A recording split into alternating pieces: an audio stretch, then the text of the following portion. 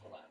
Okay, two hunters are out in the woods when one of them collapses.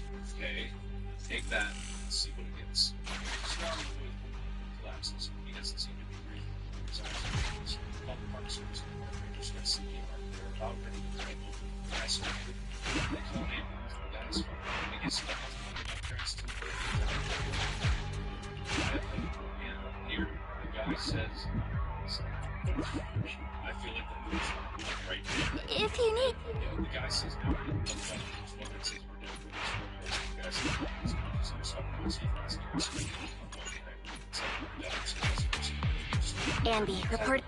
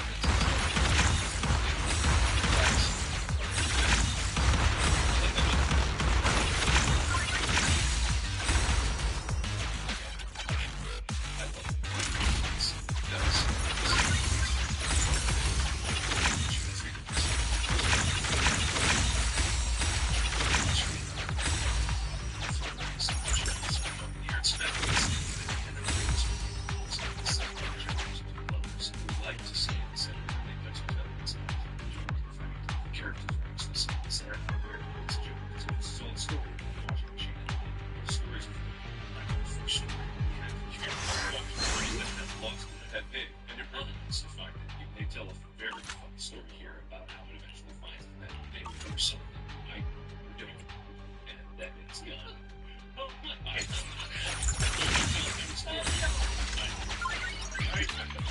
I try to knock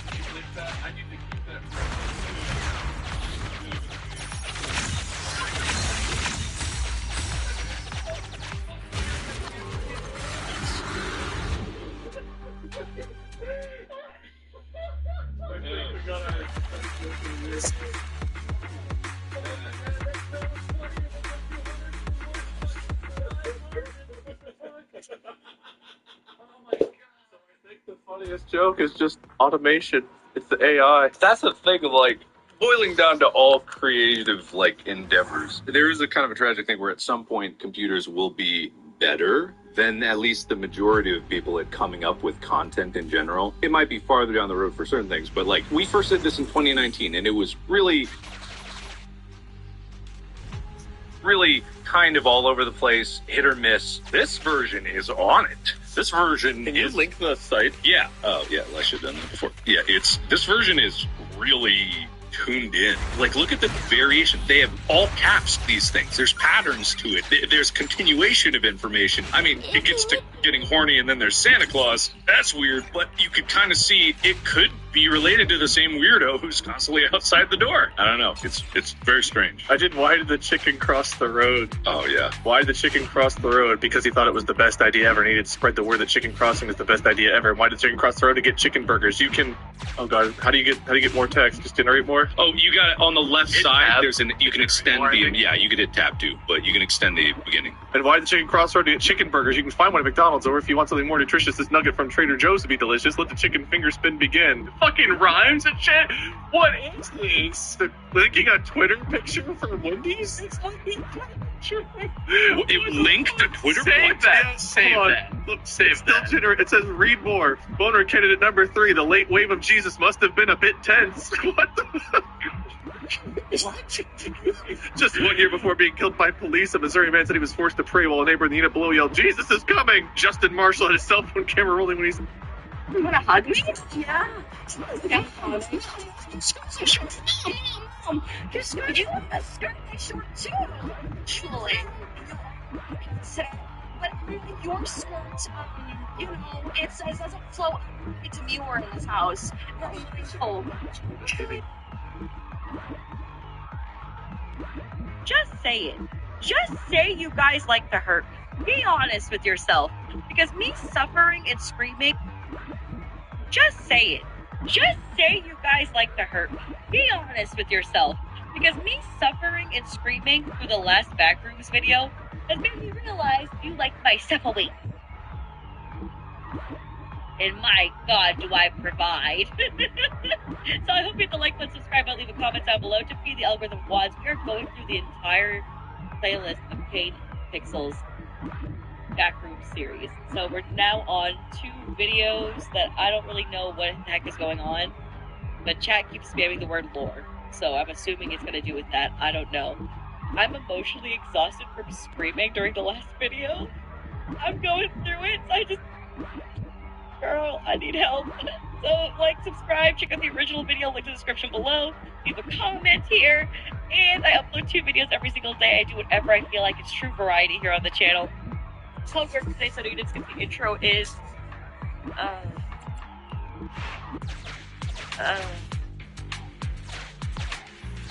suffering, as in suffering, but more dramatic and sad. Suffering. That is not accessible.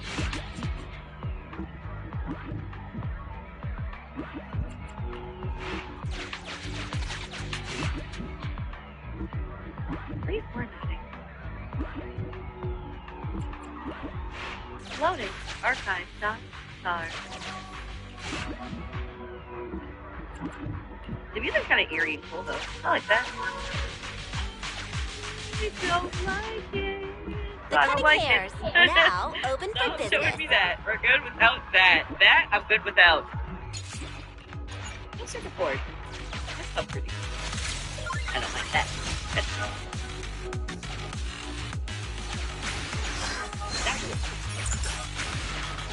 That's technology. Oh! A water source. Oh, good.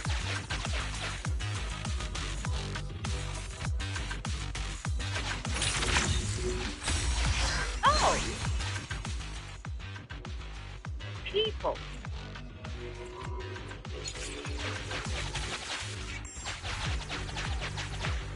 I love Redacted Man. Redacted too? What the fuck is that wiring?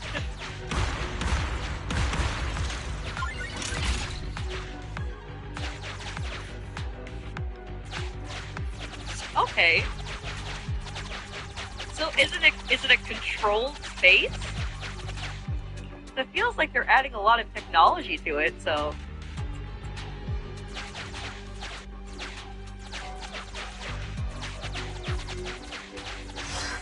They observe. They observe the space. Oh fuck, when I played the video game, there was a room like that. With computers. We had to put a code in. I just thought that was a part of the game. I didn't realize it was part of like the back rooms of like lore type shit. Oh. Hell those.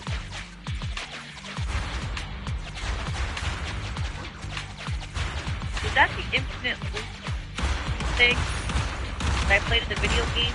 I'm sorry for referring to that because I'm terrified and I need to keep talking about things that I know.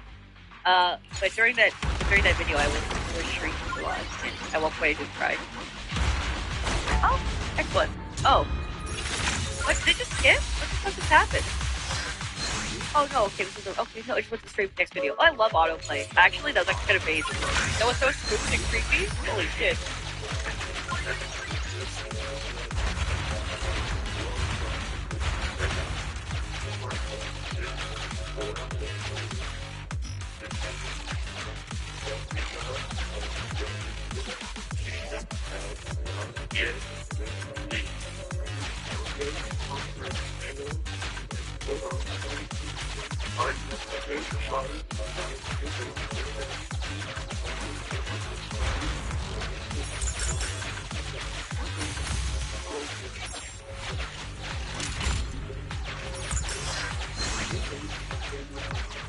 Okay, so the government's backing this?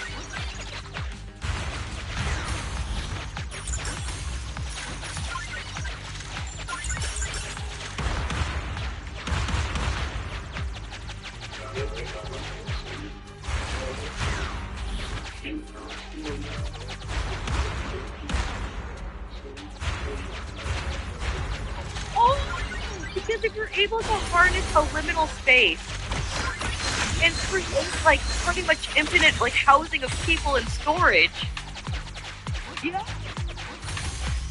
Oh, Godmother's will be funding the project. Oh, that's interesting.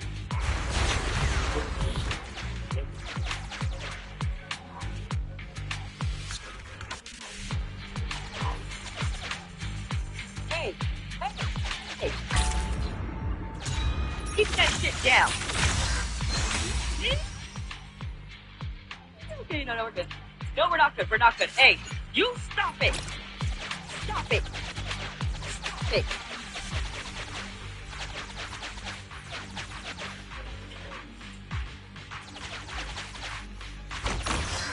Oh, okay. Well,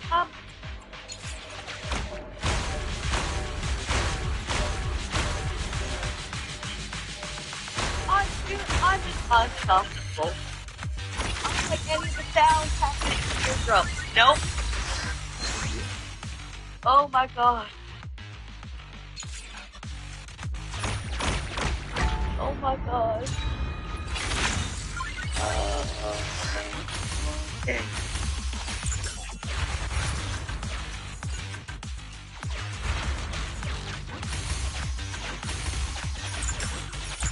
Oh. I'm gonna need my fiance to hug me after we finish doing this shit. I'm going through it. I'm so booked right now, but it's cool. Okay, you guys ready?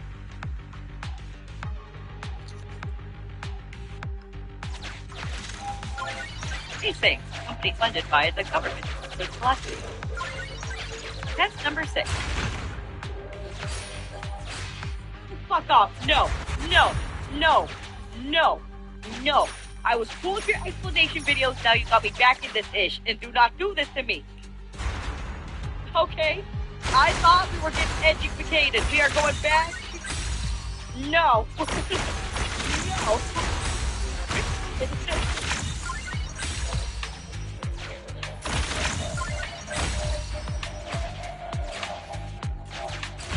Okay.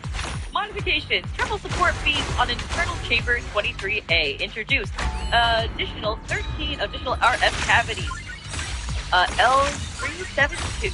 Introduced. Redacted into the redacted. Replace detectors 4190. Time.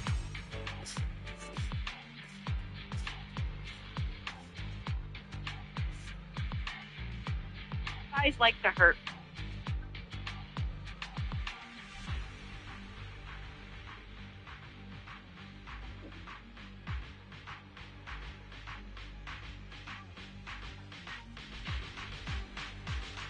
Good evening, gentle listener, and welcome to Distractable, a winner production with your hosts, Josh and Bob, meritorious Mark, and Wordy Flame. This is the chatty chums choose to chuck chunky childish chocolate chasers onto the most redoubtable of confectionery cats. Do I say that? Yeah, it's time for Beware the Cold. Please prepare my vomitorium and enjoy the show. Hello and welcome to Distractable, the podcast where we talk about a bunch of nonsense and act like we're smarter than we really are. My name is Mark and I am your host, joined by Bob. Hello. Wade. Hi. Guys, how you doing? We're good. Good. We're good. Yeah. Man, it's good seeing you forced. Well, they are. What? I'm great. Stuff is going just so well for me over here. Why would you question that? I don't know, something about the tone of your voice, but I'll believe you. Wade, why are you not good? Well, the guy you sent over to force me to say I'm good. Other than that, I was fine before. Okay, alright. So you're saying that my gift was unnecessary? Yeah. Your gift is eating all of our food. I sent you the gift of happiness. Yeah. The guy that tells you to be happy. Is it working? I could send more guys. No, it's unnecessary. They've got a happy cattle prod package that I could send over. That might be nice. No. I'll do it. Don't even say anything. No, Forget I said it. It'll be a surprise. Did you see, Mark, they're running a special right now on the guy who makes you happy by smashing all the windows in your car with a crowbar until you're happy. Wow. That sounds like good service. I'll get that for you too, Wade. Whenever you get a new car, that guy is going to show up. Such a value. So if I don't get a new car, no balls, you won't. Yeah, you won't. Well, I've gone almost a full year now without one. Does your new door have windows in it? Oh, it does. Ah, great. That's great. That's great. You know that because I came and looked at it. I didn't see you or anything. I just looked at your house. Oh, this is a very comfortable start to this episode. We're just worried about you, man. Yeah, we're worried. I'll send a worry guy to check in on you. He's got the worry pepper spray. That'll really make your troubles go away. You won't worry about whatever you were worrying about a moment ago. Trust me. He is pretty big, though, so no twin beds, okay? Give him a nice, comfortable place. Yeah, I think we're gonna move. They'll find you. Anyway, I have an interesting topic of discussion today that kind of relates to something that we discussed on a previous episode. I had a thought. Oh, by the way, everyone listening, I'm the judge. They contribute, and I assign points. That's how this podcast works. They know how it works. They hopefully know how it works. I hate to think if this is people's first introduction to this podcast, but it may be. I know this happens with things. You know, you can get used to it. It becomes regular. But I remember the first episodes, we were like, welcome to Distractible. This is a podcast. Yeah. And now we're just like, just tell the story. Go. All right, fine, I will. I had a thought the other night. It was, just, you know, I have these thoughts on occasion. I was wondering what the best method would be to prevent a kid from eating too much candy, right? You ever think about this? Kids, they like candy. They can't stop eating it. So what if you constructed a reality that would plant a formative memory in their mind? This is from random. You know, it doesn't really matter. But it would plant a formative memory in their mind that would make it so they're kind of inception to never want to eat candy again, right? And you follow? Yeah. So I thought, you tell a kid that he can have one piece of candy a day, and if he has any more than that, something bad will happen. You don't say what it is. You just tell him that something bad will happen, right? So, of course, that's not enough to put fear in the child. You have to go a step further. So what you'll do is you'll, give a piece of candy every day, whatever, and then you'll create a situation where there is an excess of candy available to them. You know, if that original idea wasn't enough, you would create a situation where they would be tempted to have candy. I kind of thought of this because of that experiment with the marshmallow, right? Yeah. So it's like you.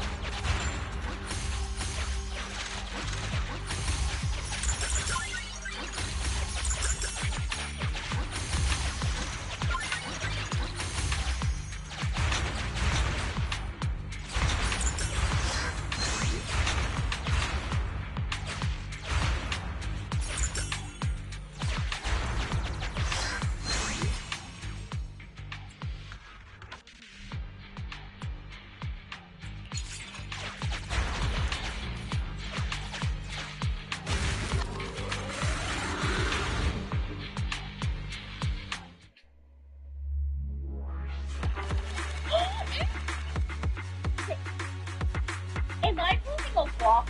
Get that off the screen. Not the freaking kids rolls on the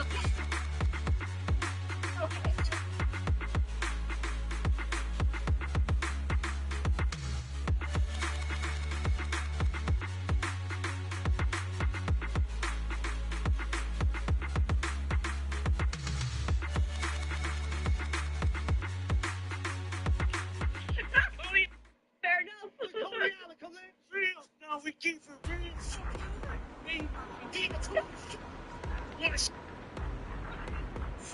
say fuck your life all stream. I want you to know that now.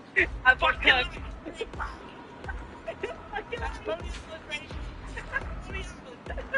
Hey, Ariana, come on. Hey, what's up, mama?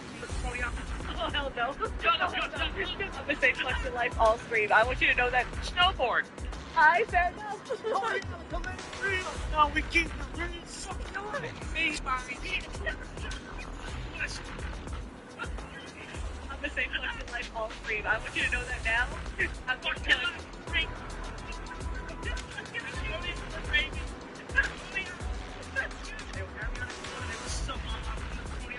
Oh, hell no.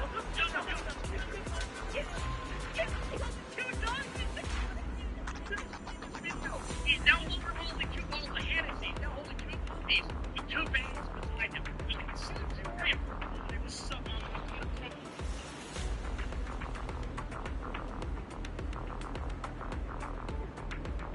Still an animation competition, and I changed them up to best of because there's some ones that aren't animated. There's also some extra animated stuff in here that might not be seen. Before we get going, I just want to say thank you so much for watching and making this the biggest year by far. You know, really, everyone worked so hard that we accidentally turned on a feature-length film's worth of animation in 1 year, which is kind of unsettling whenever I think about it. I don't want to be hired PK.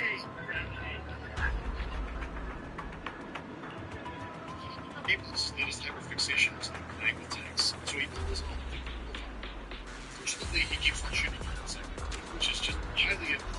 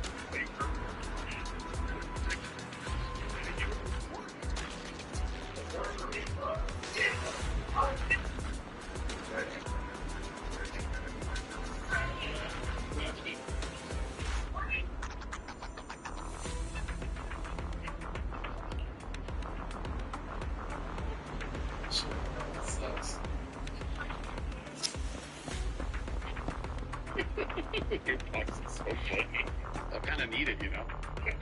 You think you get from one over the edge, man. You give me confidence, you know what I mean?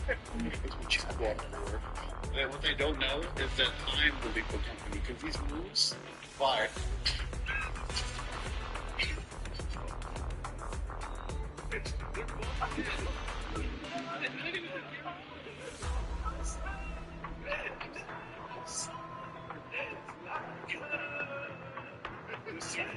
Just try to.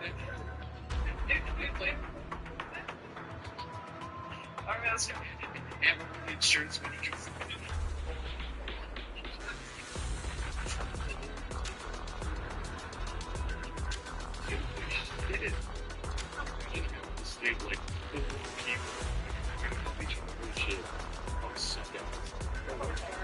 If there would be the puppy and stick his hand out, and I'd be like, well, I have to hold it. And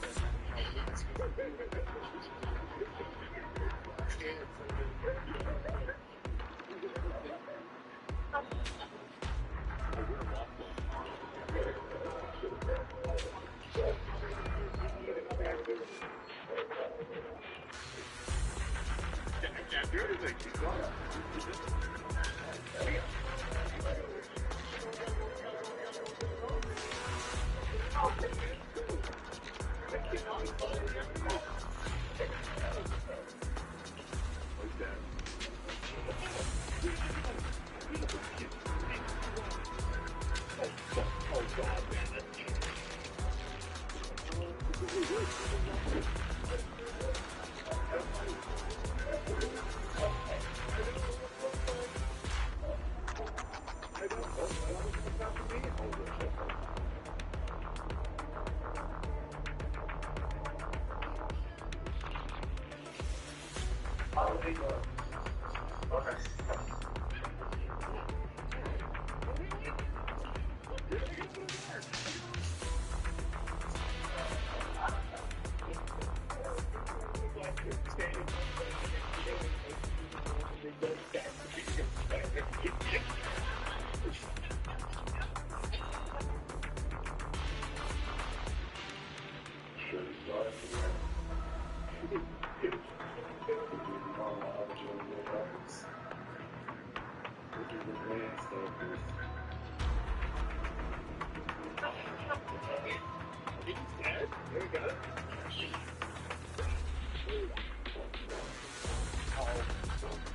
Gary?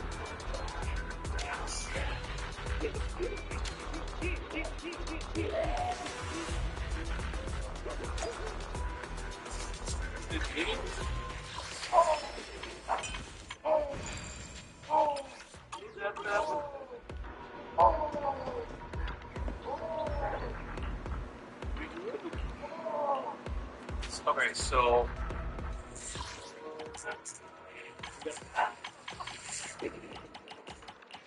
this is bad, dude. And the generator, too. Are you okay? Did you take actual physical damage from that jump scare? Okay. Let's go back inside, grab the generator, and go fucking down. Alright.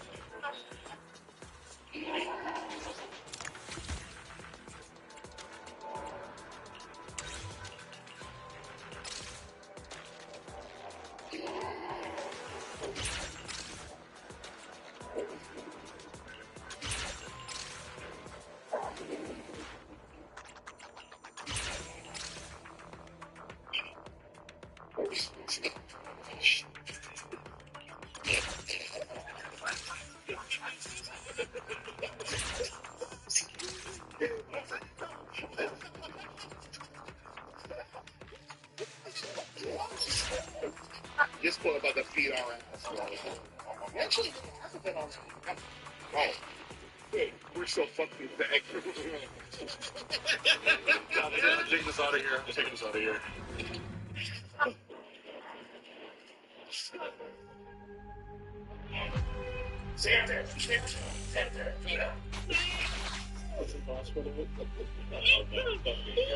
Scary a lot? Wait.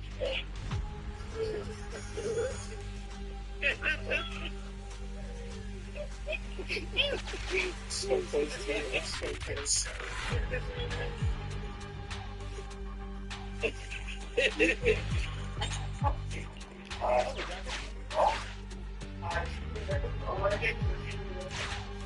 If you need, I'm here to help. Just go, Oliver.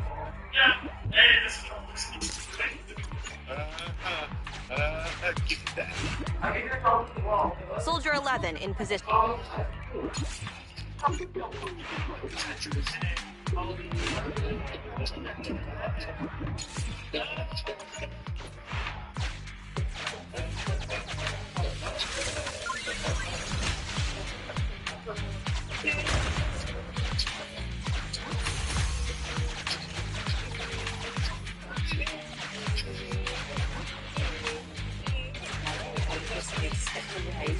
You go outside, get something like that. You know how like the cartoon like has you in like a turkey dinner. I think like when the bracket looks at people, we just use a glow stick. An unsnapped glow stick. It's kind of like a goblin, but beyond revolver.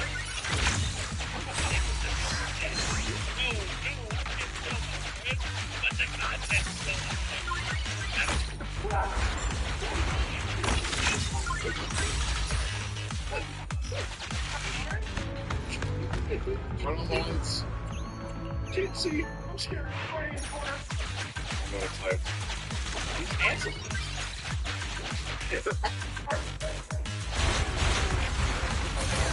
Gary, you have channel activation.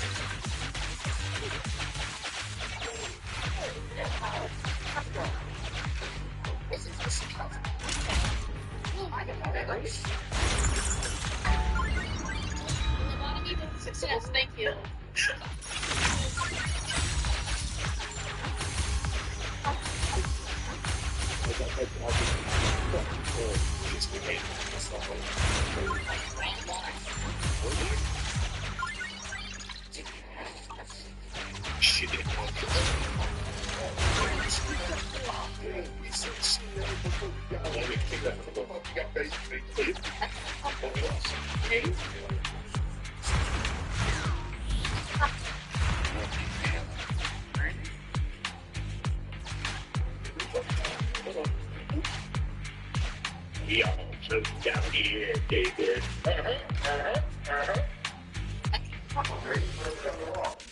Hopefully my 360 no scope. All right.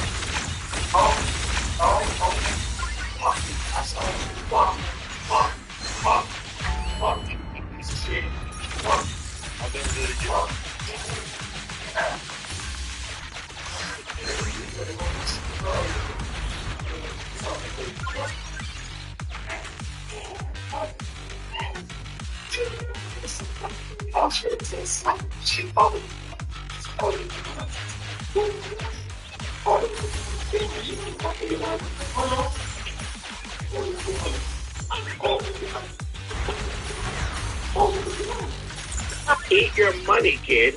Right now. Put it in your mouth. I'm dead serious. Why are you laughing? No. I'm not gonna sugarcoat it. McDonald's on occasion.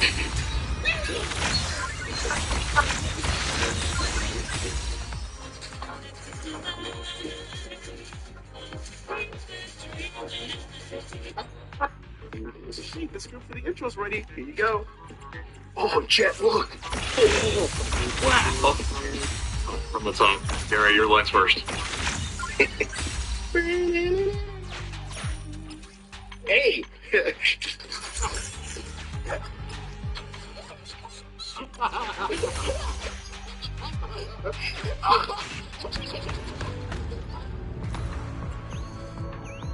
Super King Richard.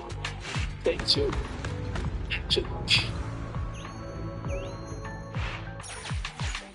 Hey, we're kind of nice at this. You said the real Latina's here.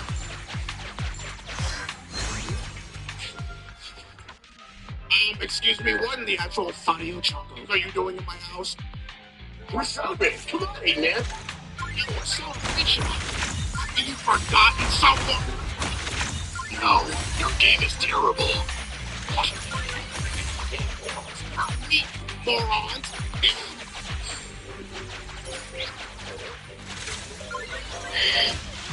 Oh, God, his game is even worse.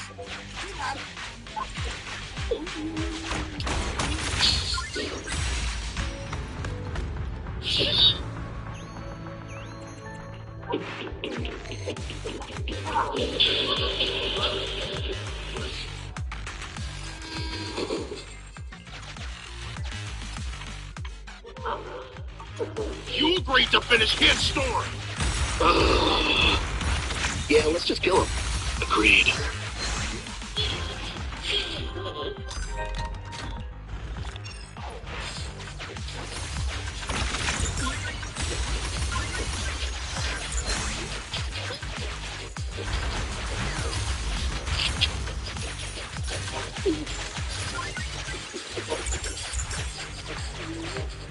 Wait.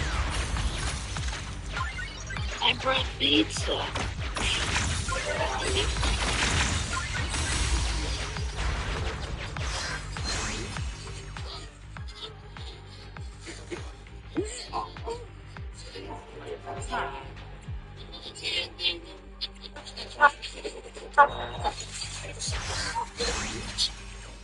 Reference.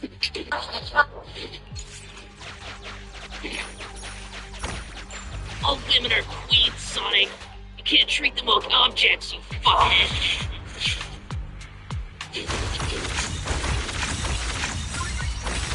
Is he real?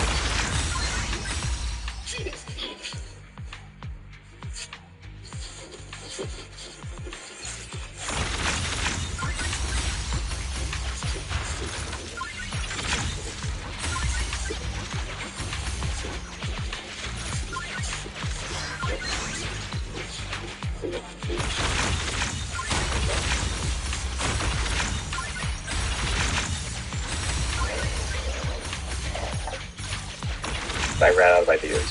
What the hell? Who's only gone for like 2 seconds? This is the death machine. You are going to die in the next few seconds.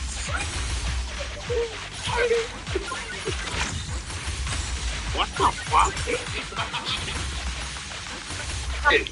Guys don't like anything. They like hating Sonic. This is me. So they like hating me, but they hate it, but they like it, but they hate it, and then they like and they hate. But the sucks me. Oh, where am I? Hello, Tails? Tails, where are you? I can't see anything. No, what now? Please? No, it's Sonic 06.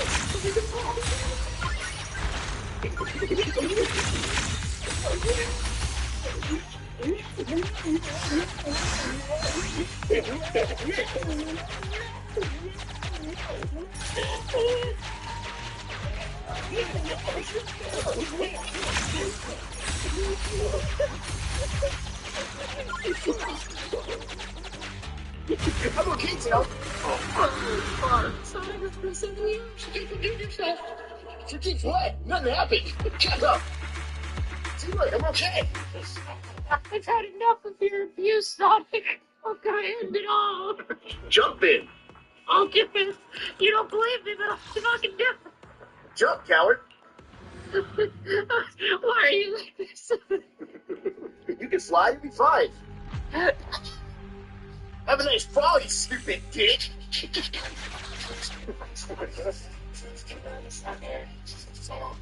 We'll see you later. When did this game come out?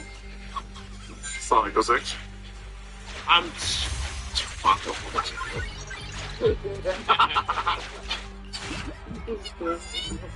up. This day's going well. I think she really likes me. At least you don't understand. I need female validation so bad. Please, at least, come on.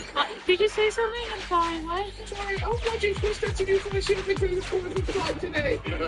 He's so funny in black. This is in black. I've heard enough.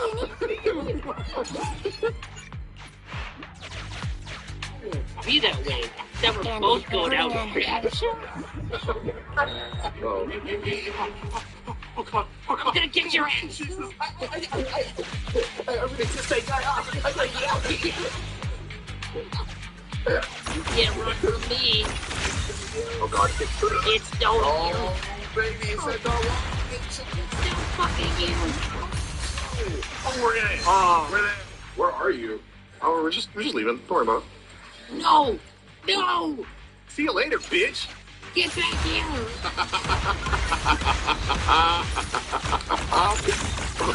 Sorry, I tried to kill you. Please come back so I can kill you. Just so I can, give you these rings. Did you say rings? I love rings. Whoa, shit. This ends here. That's it. I'm sorry. Your body's gonna die. You fool.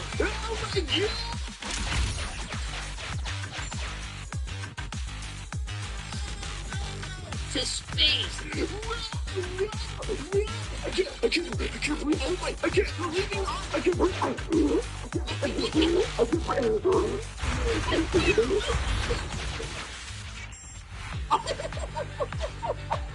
I've done it. I've destroyed the endless trigger. I see that motherfucker.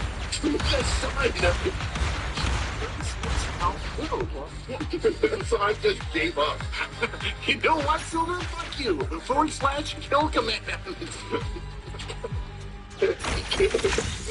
/carry. Oh, shit. Eggman's a fucking idiot. I don't need a secret government shuttle to go to space. I can do it with good old power, teamwork, and friendship. Uh-oh. I wish I had Damn it. That's all I fucking hear right now. What do you mean you don't take me seriously? Sonic, what is he yapping about? Holy shit, talking about. Oh shit, pass this blood in his mind, talking into the mirror like, damn me. I didn't know you were cool like that. Alright, cool. Like, dab himself up, breaks their glass. Yeah. I meant funny, but I won't say no. Silver, this currency doesn't work in the future. What are you gonna do with it? Use it for rolling papers, obviously. Hey, good tech, good tech. Full circle, baby. Pass it over, pass it over. And there's no shortage of things to light it on in the future. Hope you enjoy that LSD I slipped in there, Sharon. Hey man, are you okay?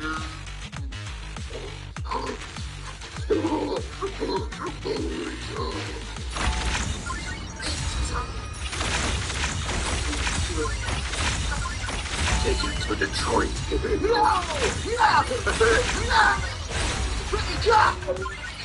Could you imagine the poor Sonic fans that had to wake up the next day, go to school, and talk to the Nintendo kids at lunch break? It's so good! It has to load every 2 minutes because there's so much video game, you wouldn't get it. Yeah? Dang, that's crazy. Me on Mario Galaxy having the best time of my fucking life. Mario Galaxy? Damn, that's insane. That's crazy, dude. My game just kind of works. Look, I wish Rouge would listen to me piss. I'm just saying. Alright. I'm just saying. She got big ears. She can hear everyone piss all the time. It's an awful existence, really. She can hear what I'm thinking about. Anyway, I hear your thoughts. None of them are pure. This is an awful existence. Imagine having ears so big you can hear someone's DeviantArt search history whenever you walk past the mysteries. Oh, please, no. Oh, God. It's 90%. This sucks.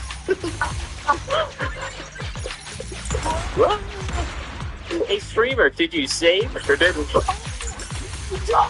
Someone modded Sonic over Omni-Man and do the train fatality. Oh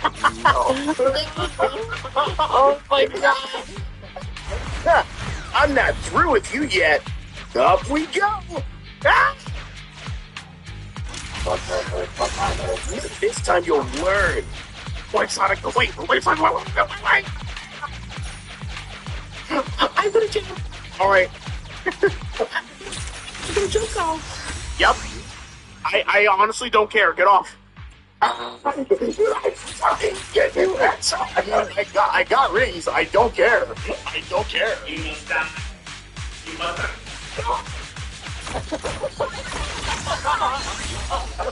And there's just no fucking way.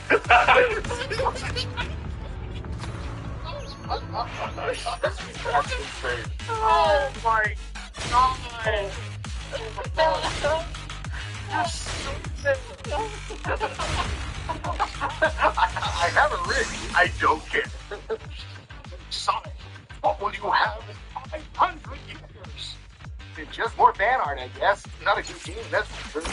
Oh. I'll be that so bad for Sonic. Listen, yo, this is the Breath of the Wild of 2006. Yeah, oh my god. Bro, the evil King Ganondorf playing Sonic 06.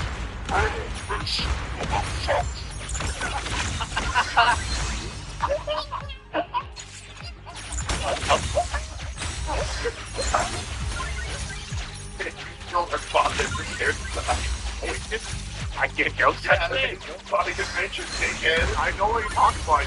Yeah, it's just kids. It's not our fault that their father decided to headbutt 500,000 pounds of wooden board bridges and couldn't walk it off.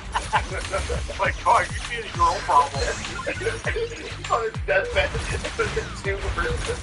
Dad, what happened?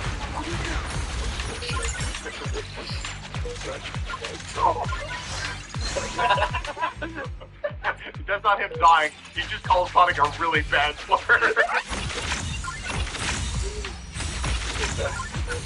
Oh, shit. Oh my god, Dad? Yeah? I'm sorry, Marco. But this is fine. From Dreamcast era. Yeah. Bro, they had nothing when they were cooking this shit, dude. Like, they bought the flour and they didn't have a kitchen to cook it in, dude. That's fucking crazy. It's like, you're just shoveling flour to their mouth, like, yo, boy dinner.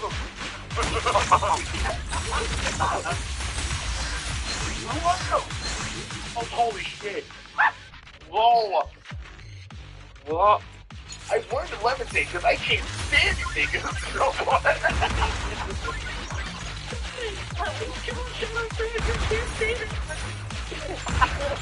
You're looking to stop me.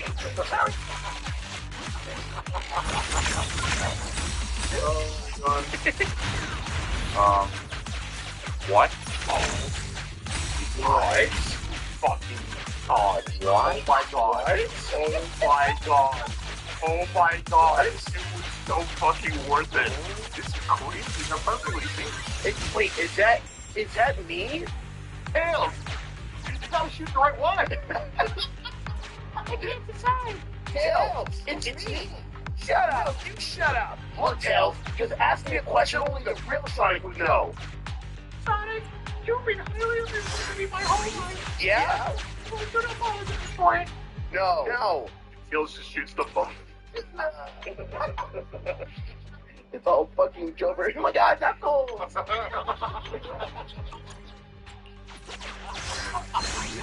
Holy fuck. Oh God. It's so over. This game is just so goddamn awful. Like that.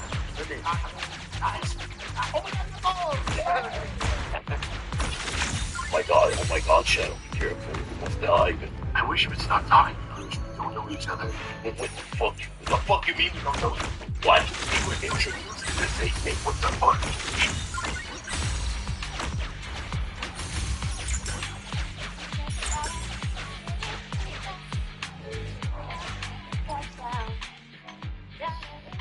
No idea what you're talking about. Like that, just like this shit. You know what?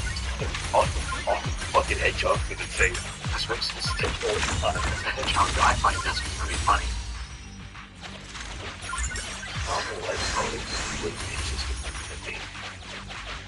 There's no way to do this.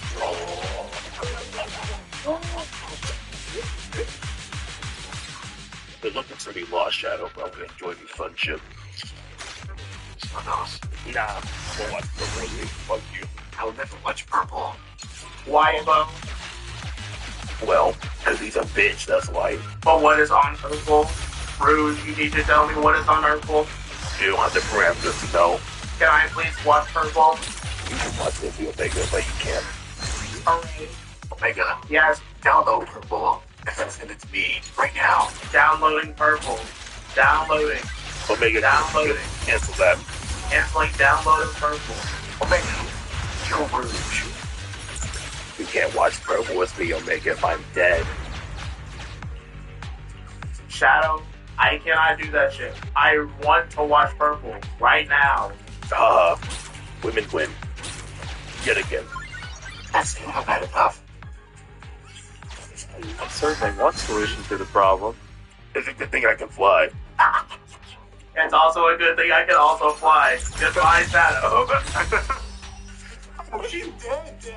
What happened to her? Good job, Omega. Oh, I'm dead. Wait, what happened? No, Rouge, get up. My tummy full of sunship, I can't get up. You're one of those. Rouge, what was in the sunchips? Something about rat poison, but I don't know nothing about poison, that. And you still ate it? Rat what now? What is wrong with you? Shadow is now also dead. Rouge is dead. Initiate breathing initiative.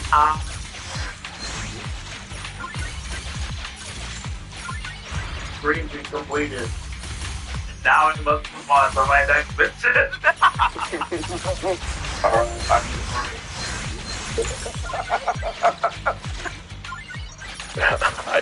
I can't feel my legs.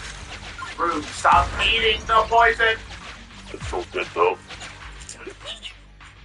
That's it. Give me those. No, my fucking shit. No more poison. You can't eat any more poison. That's enough. The good thing. I have another bag. There's no fucking way, yo. Goofy on this one. bag of poison after I just took the last bag. They're so good. I don't know why they sell them at Walmart, but you know what? I've decided I'm watching Purple by myself. Go ahead, bitch. Doesn't take Minecraft poison damage.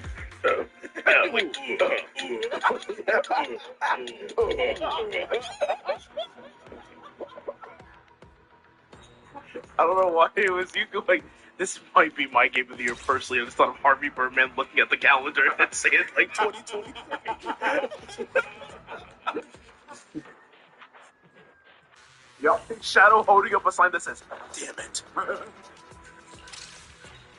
Gotta watch out for the fiery areas. God, he's so whispery. I was just making fun of the voice, but really, any four of us could do a better job. Well, it's the easiest thing in the world to do a shadow voice. Who in here is the real Shadow? Please stand up. Cat will never know. I informed to find me for Shadow. Oh, I'm Shadow. I'm Shadow. I'm Shadow. I'm Shadow. Well, get the hell out of here. First of all, I am Shadow. Second of all, you're Shadow. Third of all, you want to be Shadow, but you can't be Shadow because I am Shadow. Yeah. Boy, that is not Maria. I'm sorry. I've played so many esports games, I can only see women as one entity, and they're all dead to me. Oh my god. Affectionate. That's the most massage. Oh, you said affectionate. Never mind. Oh, wow. What did you know? The idea of the Shadow, like going past random women. Maria? Maria? Mommy, I mean Maria. I mean mommy. Oh my god, I didn't know if you were a freak like that, Shadow. That's crazy. Shadow's a you. Just once block low, bitch. Just once block low. My fucking ankles, bro. Why? I thought we were cool. You were definitely not cool, Silver. Only me. What do you know about being cool? Fucking Hot Topic piece of shit. I watch Columbo. Oh, okay, that's pretty cool. Yeah, that's why it's ranked C for Columbo. Well, shit, I mean, I can't argue with that. I'm fine if my powers won't work. How about fisting? I mean punching.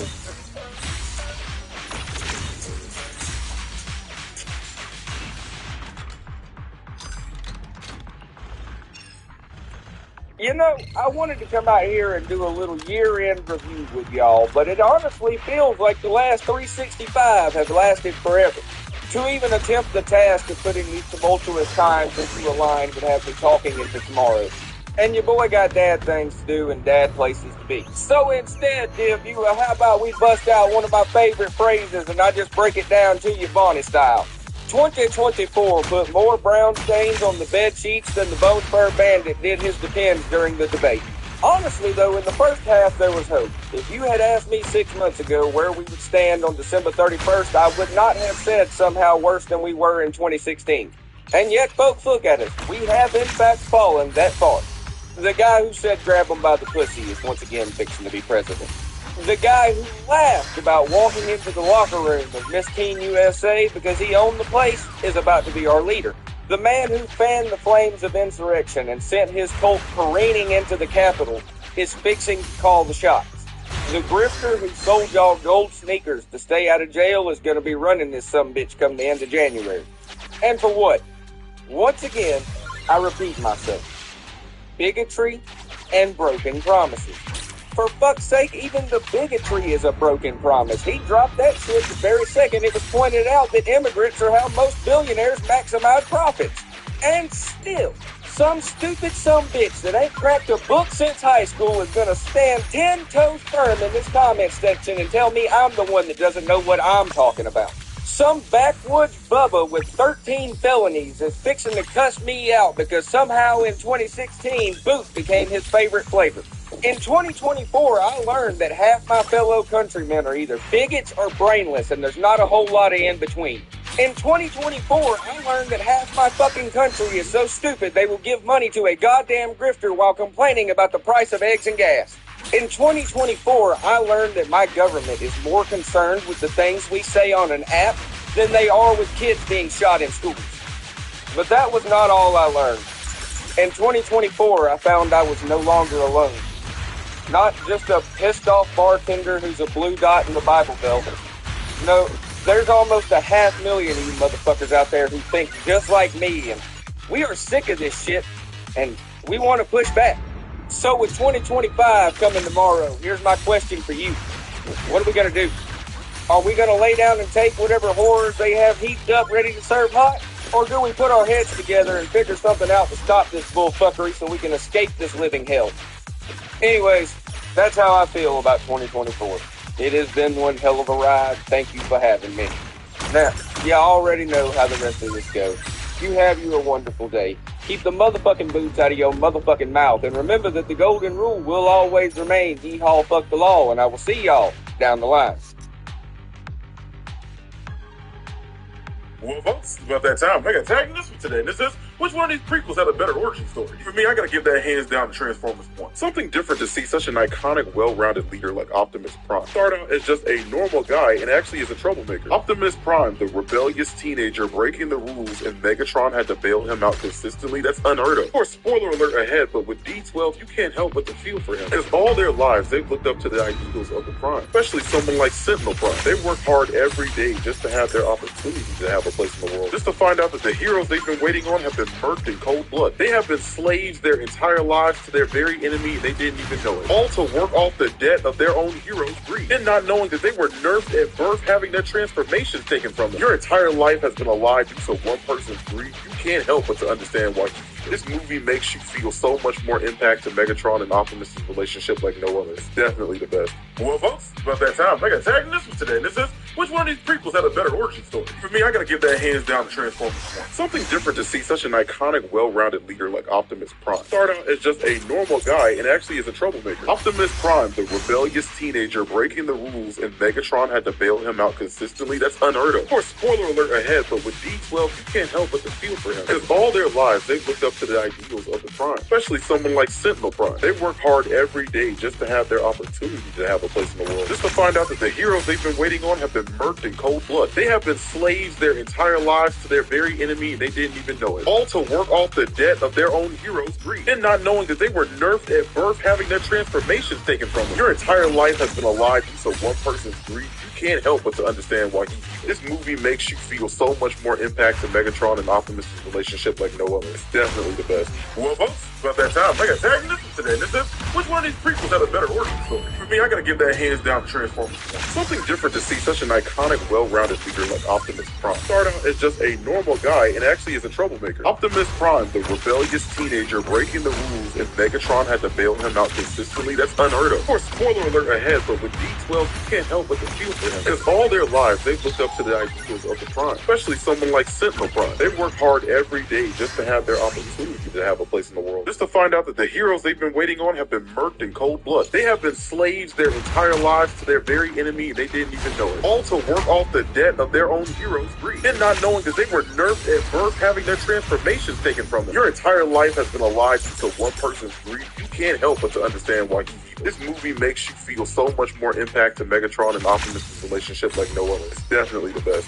Well, folks, it's about that time. I got tagging this one today, and this is, which one of these prequels had a better origin story? For me, I gotta give that hands down to Transformers 1. Something different to see such an iconic, well-rounded leader like Optimus Prime. Start out as just a normal guy and actually is a troublemaker. Optimus Prime, the rebellious teenager breaking the rules, and Megatron had to bail him out consistently, that's unheard of. Of course, spoiler alert ahead, but with D12, you can't help but to feel for him. Because all their lives, they've looked up to the ideals of the Prime. Especially someone like Sentinel Prime. They work hard every day just to have their opportunity to have a place in the world. Just to find out that the heroes they've been waiting on have been murked in cold blood. They have been slaves their entire lives to their very enemy, and they didn't even know it. All to work off the debt of their own heroes' greed. And not knowing that they were nerfed at birth, having their transformations taken from them. Your entire life has been a lie due to one person's greed.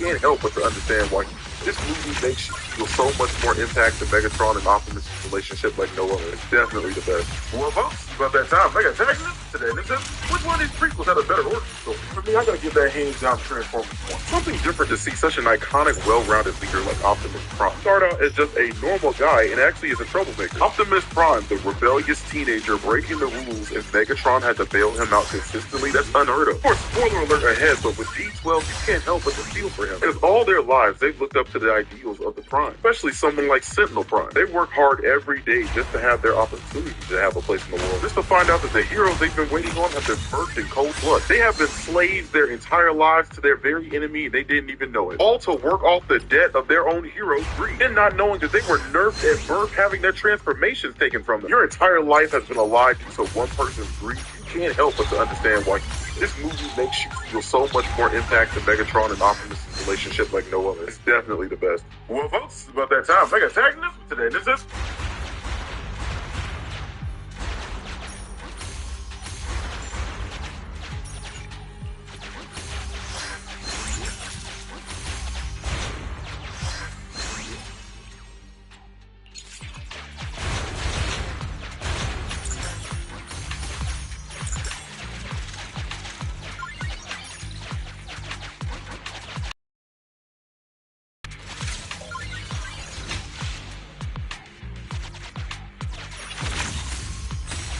Good evening, gentle listener, and welcome to Distractable, a winner production with your hosts, Mary Mark, Wishful Wait.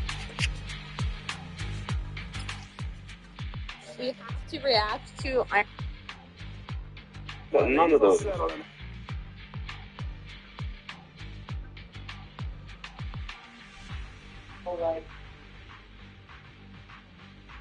This little by little, you know, honestly, it's always been a matter of someone you know or love has been hurt by this company at some point.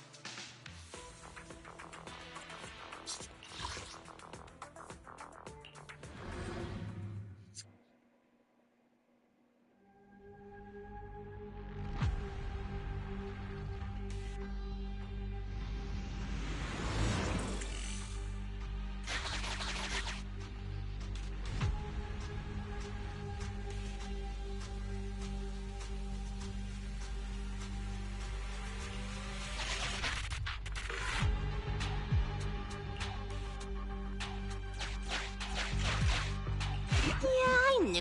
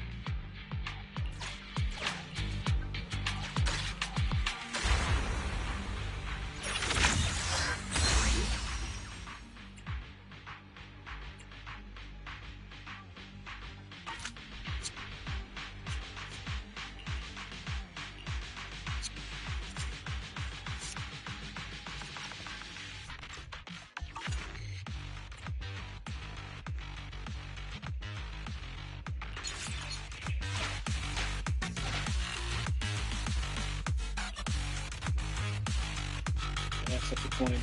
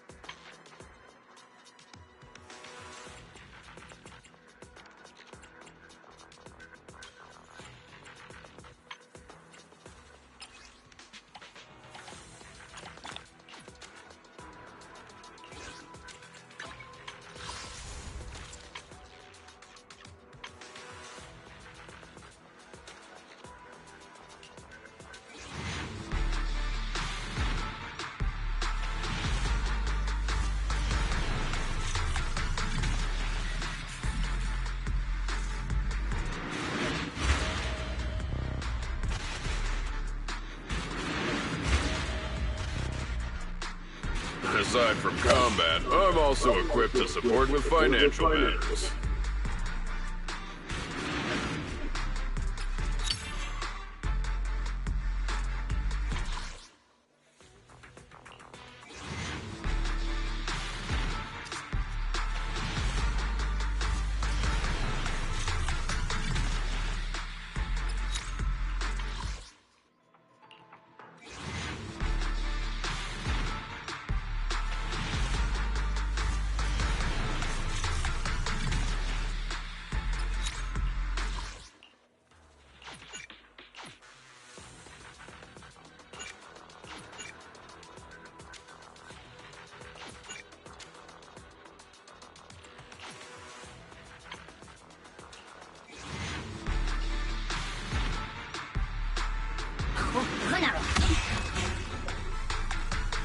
Yeah, the shining golden side.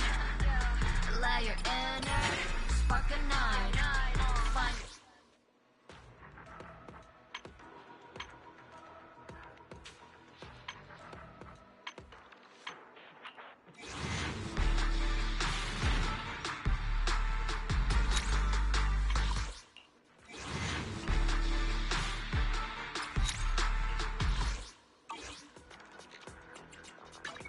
Ready and waiting. Stand. It's time for some hard labor.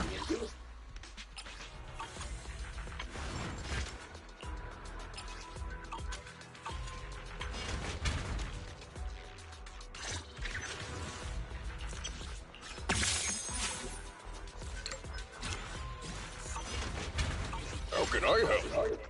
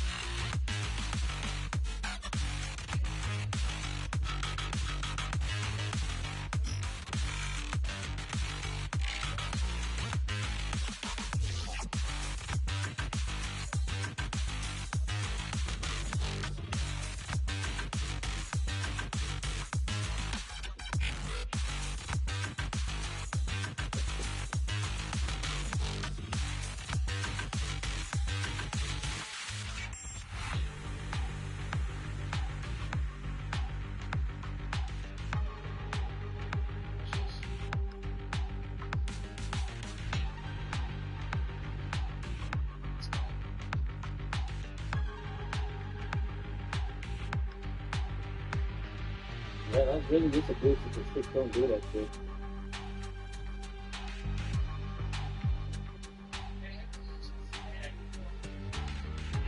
Really playing.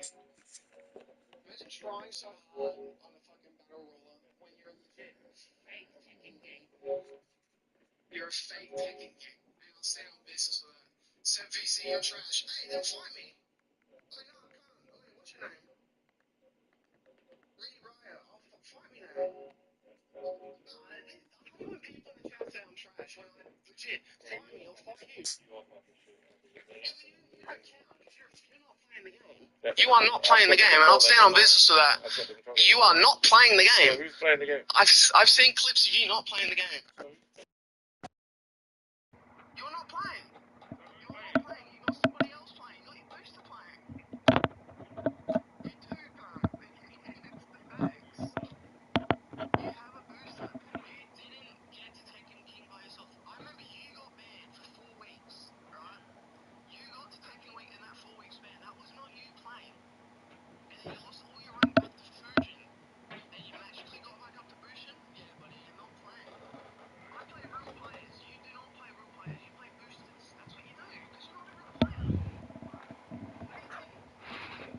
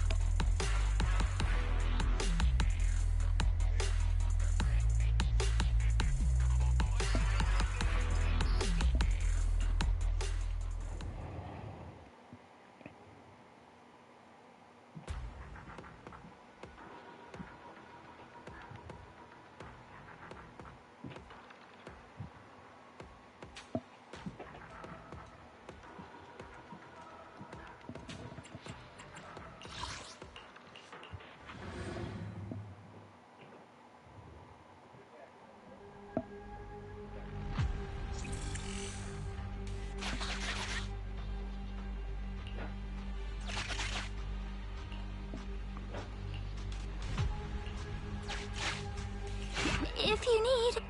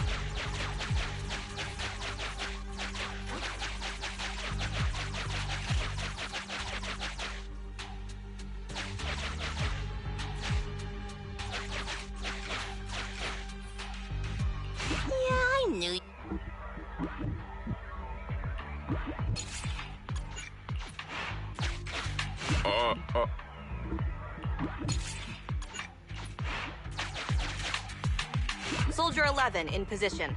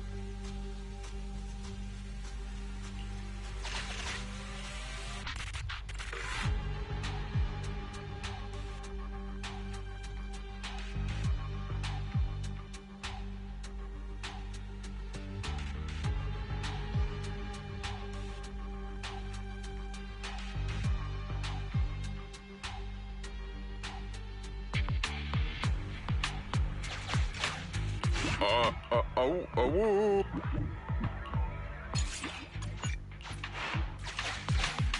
Yeah,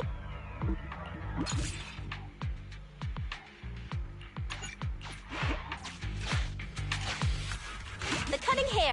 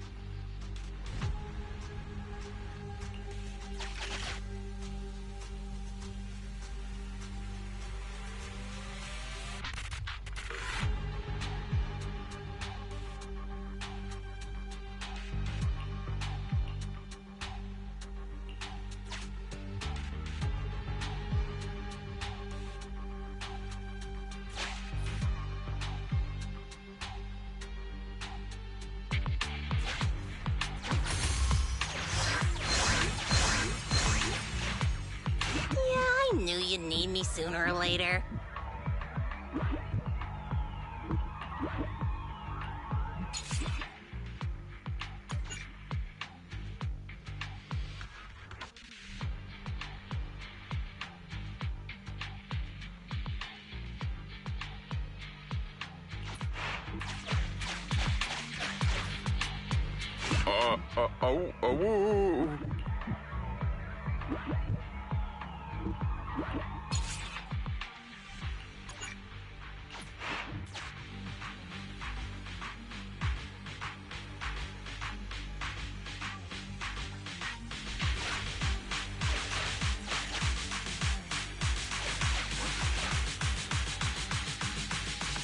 The cutting hairs, now open for business.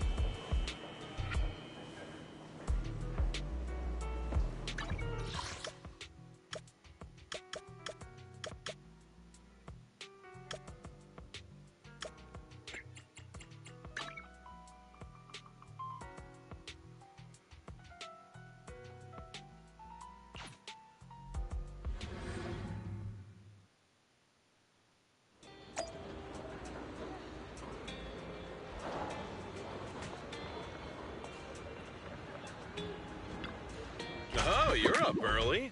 Want to try my special Bang Boo combo?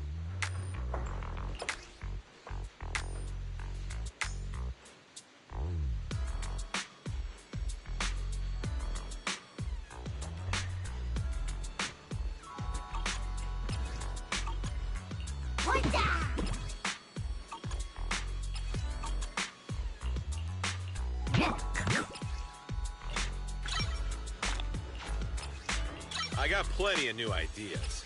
Let's try them out on EOS one by one.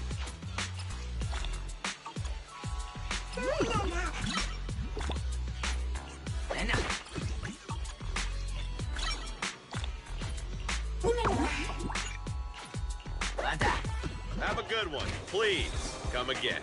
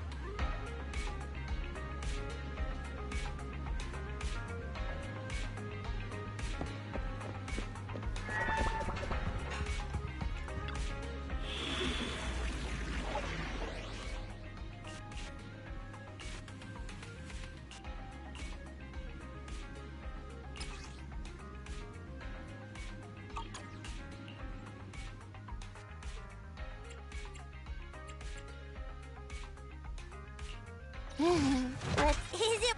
Good. Come on, Starlight, it's time to shine. It's up. I'm at your disposal. Nothing. Come on. Good. It's up. I shall Awaiting further instructions. Ready for nothing to fear. The cunning hairs are here. Good choice. Right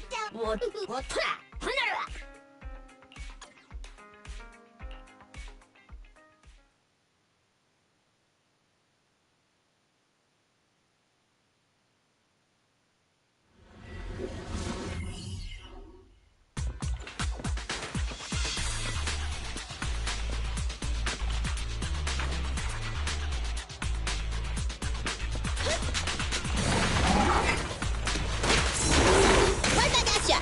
What's this?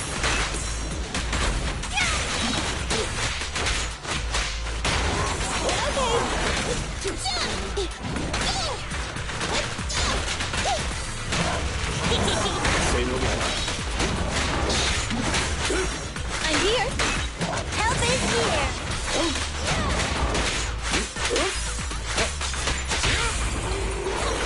Behave now. Let me try.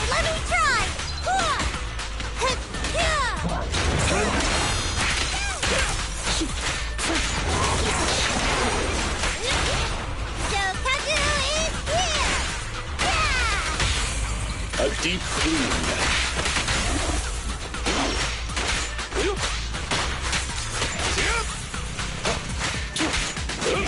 Fine.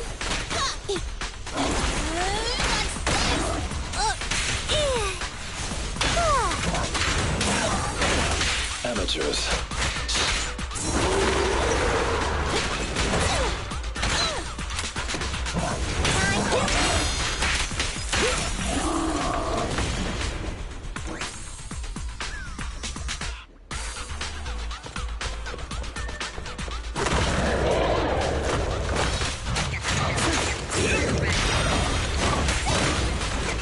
Understood. Time to hunt.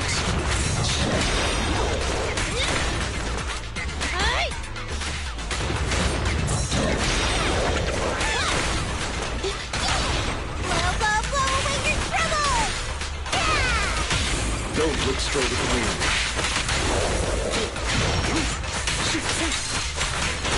Okay. Gotta run. I'm here. Look at me.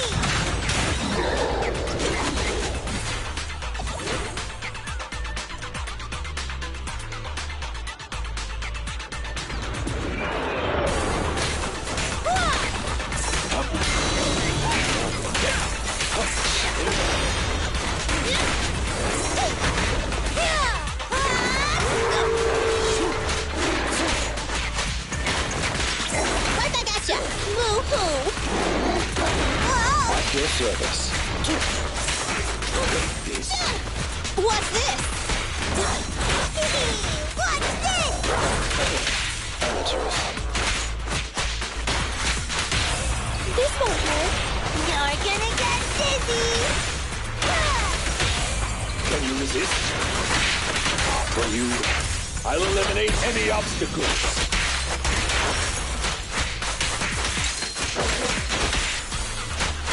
Jackpot! Back at it again? Here to assist.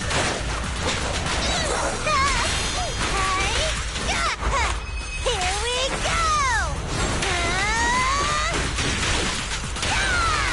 Seizing advantage.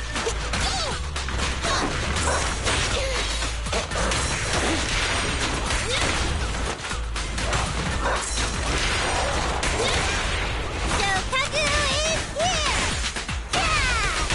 A deep clean. Waving it all out, there's nothing better! So Kaku's here!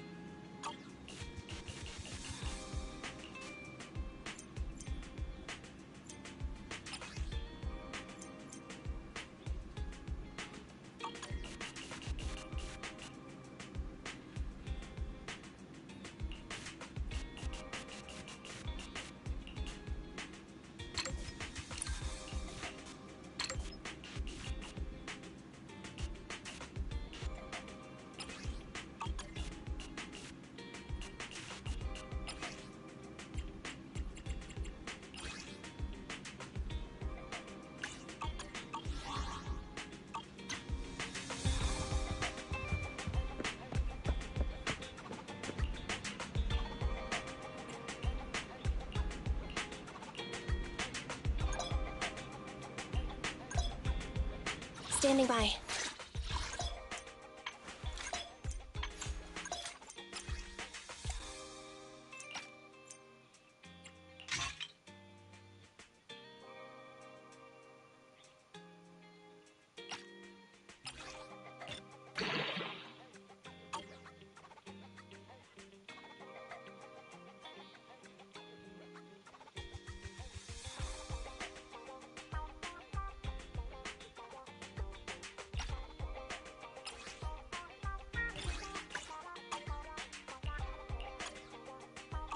Standing by.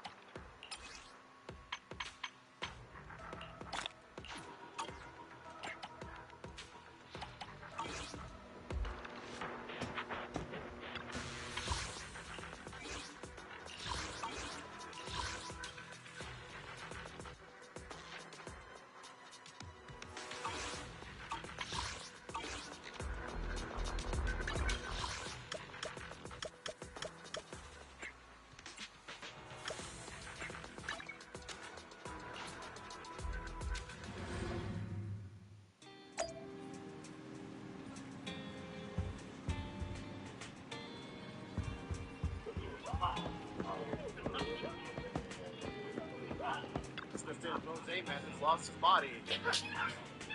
Paramedics are on the scene. Oh, my God.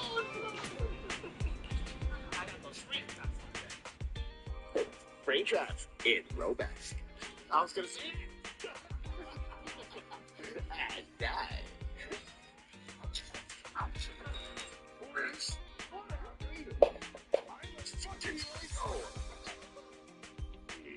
It seems you're a senator. I don't really like senators all that much. Where's the Joe? You just say that too.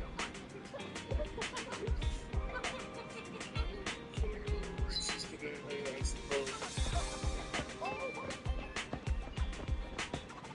Not so cool.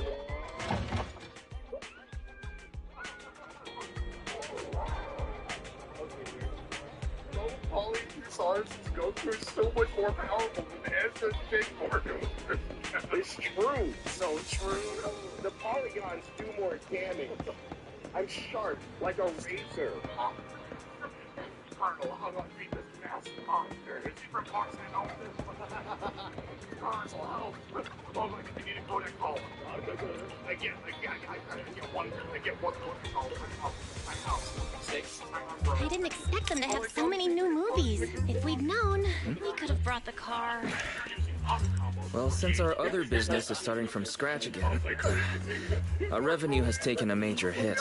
We need to start taking the video store seriously. Yeah, that's true. But why are they all so slow-paced? We need to get some more exciting movies, don't you think? Belle, I'm just picking what's popular among movie buffs. Popular among movie buffs? Really? Even though they're all documentaries and artistic films?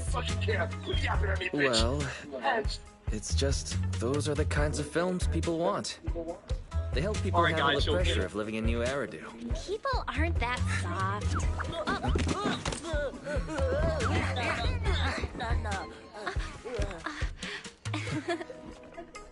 Last time I listened to your suggestions. It should be my turn to pick movies now. Hey, we discussed it already, didn't we?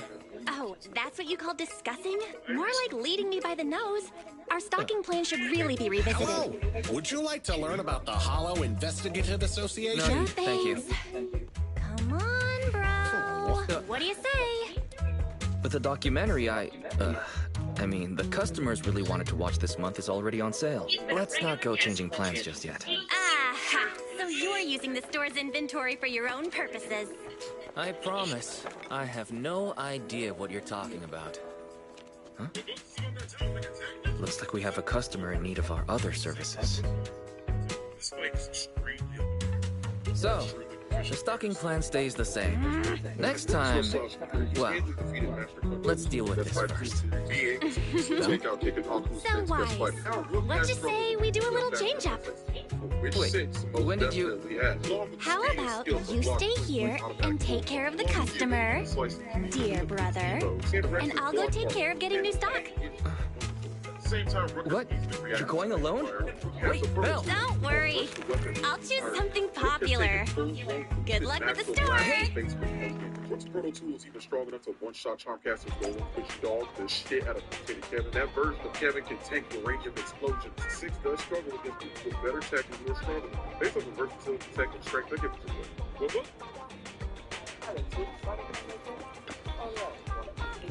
What? Sorry for your loss, pardon. Valve is saying what?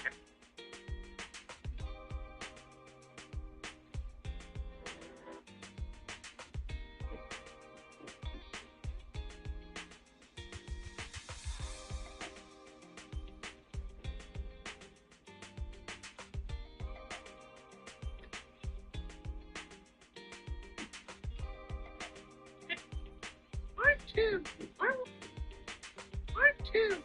want to know when I'll get my first book. Oh, just come over here and sit in my lap.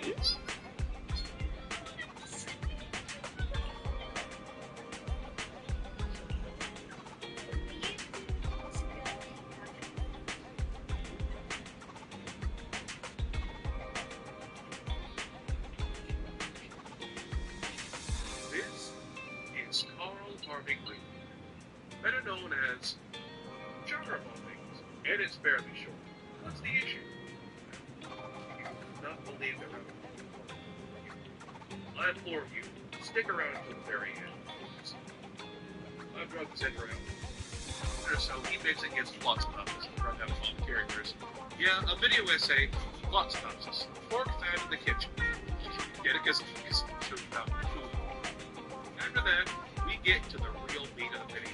See, it's funny because it's extreme and women molesting men is so outrageous it never happens. It's the thing a lot of people think they're extremely supernatural and pointing out when everyone has done it at some point. The roles were reversed, yada yada yada. And I'm not going to say that there isn't some way to explaining about it, but picking this show in particular, there's also an added component to this. Do you notice anything about these two characters? Anything at all? Well, not only the fact that they aren't even human, but these are supposed to be children. These two are explicitly young and naive. Not only that, but Carl Greenblatt went out of his way to get child actors for these child characters because in his own words, you can't really replicate the innocence that you thought in a child. Kids don't know anything. That's why we don't really hold the same standards as adults. We never have. You think they understand boundaries of what anything means? No. That comes along as old. For some reason, though, in his explanation, the language he uses does not really take this into account. Women molesting men is one of those double standards that shock of men everywhere. Men consistently get portrayed as just being sex-obsessed in general. So the idea of women showing aggressive interest in guys is, oh, it's fine, he probably likes it anyway. Actually, I'm not quite sure who the audience for this movie is. The show's target demographic is 2 to 11, and I doubt that group is watching condescending video essays for it. But from what it sounds like, it seems like he's maybe trying to still audience who grew up on the show and are now looking back on it. It was funny when we were kids, but we know better now. Hell, in this video, he actually puts a domestic abuse hotline in here for a bit. The target audience for the show is folks definitely not calling this. You know, this video has 900,000 people. Do you think a single one of those 900,000 people actually calls this their own? Yeah, he compares it to Pepe that goes on this kid. Even in recent years, the wake of the YouTube, and that we as a society have realized that just like blackface, that mocking victims and making light of an issue that is still on today isn't a great thing. There was any doubt this video didn't count as contentious. There's that soapbox. That older than now attitude and all of its. So by changing the situation where women are, you can consider a reversal of this stereotype. Like, do you see it? Do you finally see one of the biggest issues using kids media to pop up these social issues? Listen to the seriousness of the topic we're discussing. And this is the picture that the show leaves. It's hard to replicate face and shit. It doesn't fit. I can't take this talk seriously. I'm too busy looking at the wrong monster with his teeth pointing in 5 different directions. You know what? Here, let me pick a more fitting scene from the show for this. I shall follow your orders. Nothing. Come on. Good day, Proxy. The teacher does it. The dad may crack a joke about the only damage to his son being all the high five you can get around school. It's out. Come on. Needs awaiting further instructions. Quagmire. Okay. Ready for combat.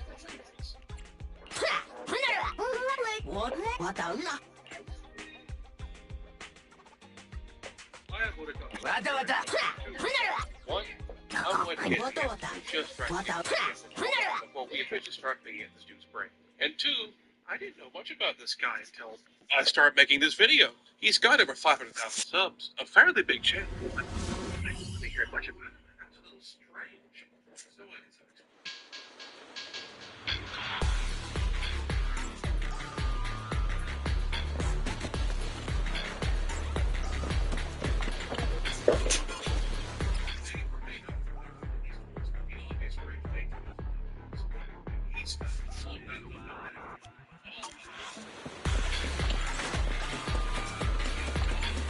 We have arrived at the target companion hollow.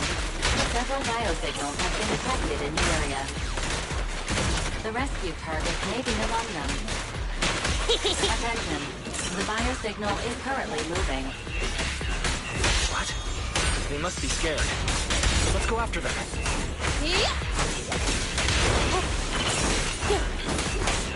Fine.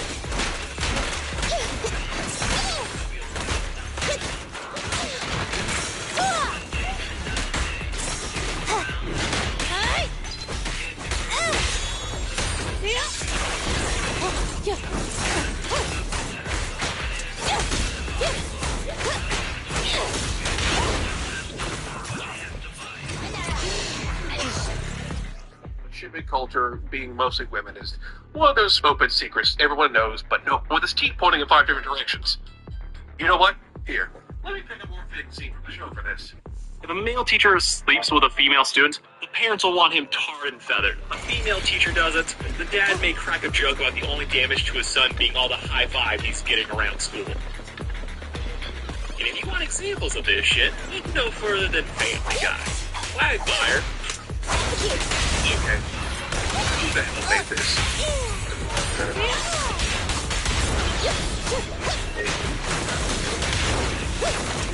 I want to tell you about Creator Until now for 2 reasons. One, I wanted to get the atmosphere just right to get an idea of what before we officially start being in the student's brain. And 2, I didn't know much about this guy until I started making this video. He's got a 500,000 subs, a fairly big channel, but I don't really hear much about him. It's a little strange. So I did some exploring. Looking at his channel, he's a cartoon YouTuber, usually looking at, reviewing, and analyzing all the hot new cartoons and animated films that come out. You've maybe seen one of his videos you recommended that you may or may not have clicked on at least once with the obvious rage-bait titles and thumbnails. Man, he's got the whole about thumbnail metagame. I'm all about that also. Looking more into it, it's like obvious he's heavily involved in the has-been held of Lost Fantasy. Oh, that makes sense. I don't watch music and stuff, so that probably explains why I don't hear much about this guy. Sorry, my friends. I only watch Peak. Prepare to burn! He's also really involved in shipping culture as well, which I'm also not a part of, so this is all starting to make sense.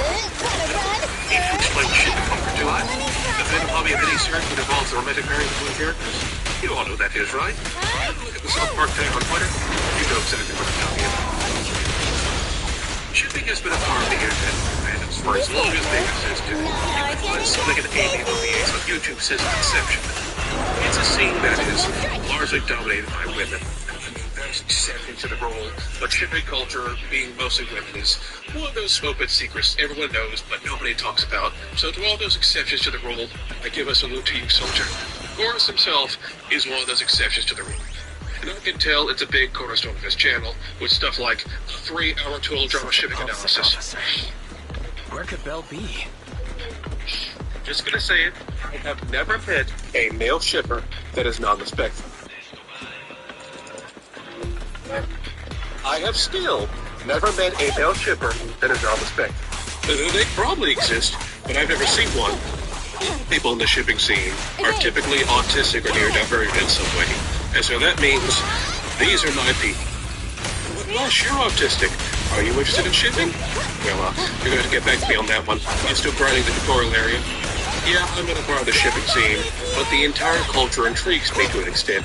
So from time to time, I like to peer over and see what's going on, because no matter what, it's going to be entertaining in some way. Shipping autism is one of the most potent hyperfixations I've seen online. If someone finds a pairing they love to pieces, they'll be drawing art and creating fanfiction of that pairing for the next 7 years. Hell, it can get to the point where it turns into this.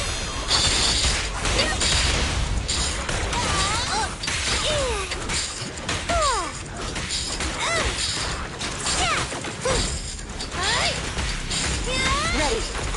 Yep. Fine.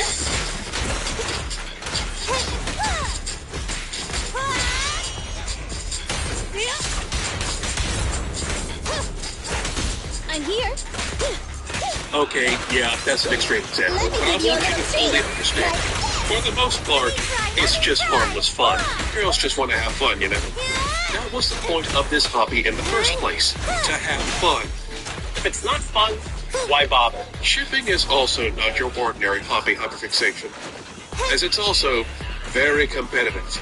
There's another side of shipping where people take this shit super serious. They'll analyze everything under a microscope to create the mathematic formula they think will work or not. And if you don't agree, that's when the infighting starts. There's all sorts of labels they throw at each other and stuff I'd rather say for a future video. But the thing is, sometimes, shipping stops being fun depending on who you interact with and how seriously they take it. I'm sorry for that tangent, but I promise you, this will all be relevant soon enough. Sarcastic course, from everything I've seen, and a couple of videos I've watched from him, definitely takes shipping culture super serious. All his most popular videos revolve around him analyzing parents with shows that are serialized, with ongoing plots, and they always have some semblance of romance in them. They also have a lot of progressive themes meant to be taken seriously. And where there's romance, there's drama. It's inevitable. Chowder, as a show, is the antithesis of everything his channel is known for.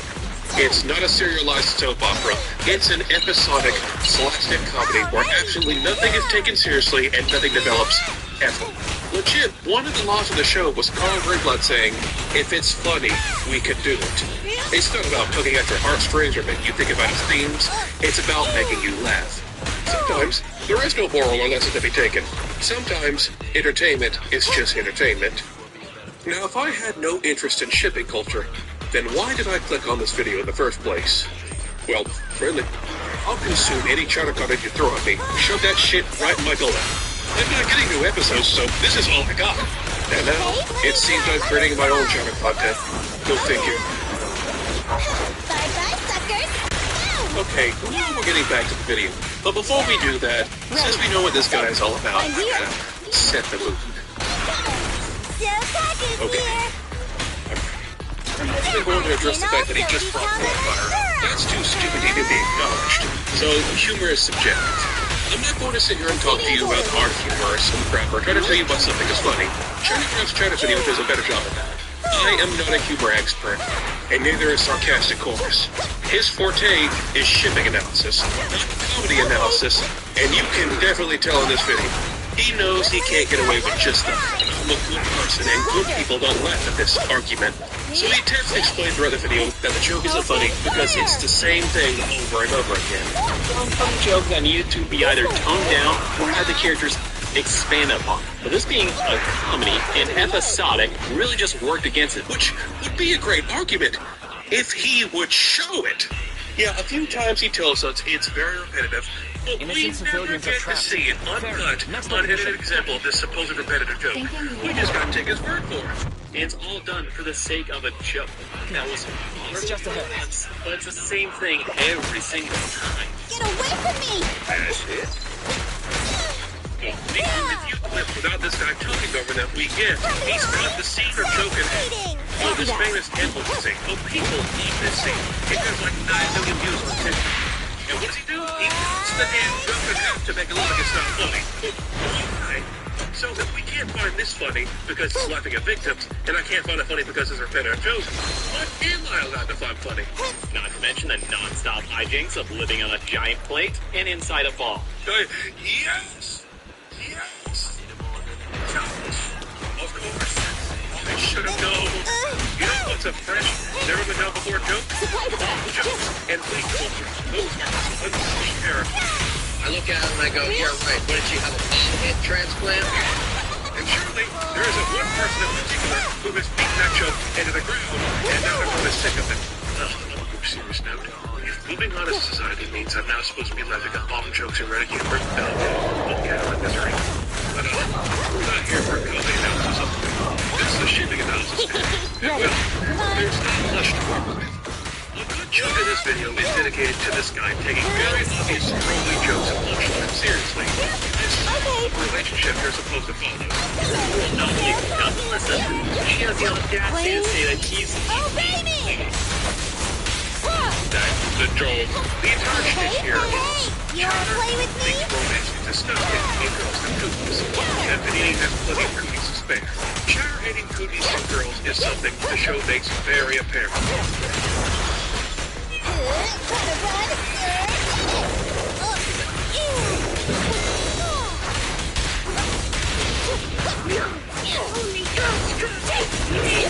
What does Cora say about this?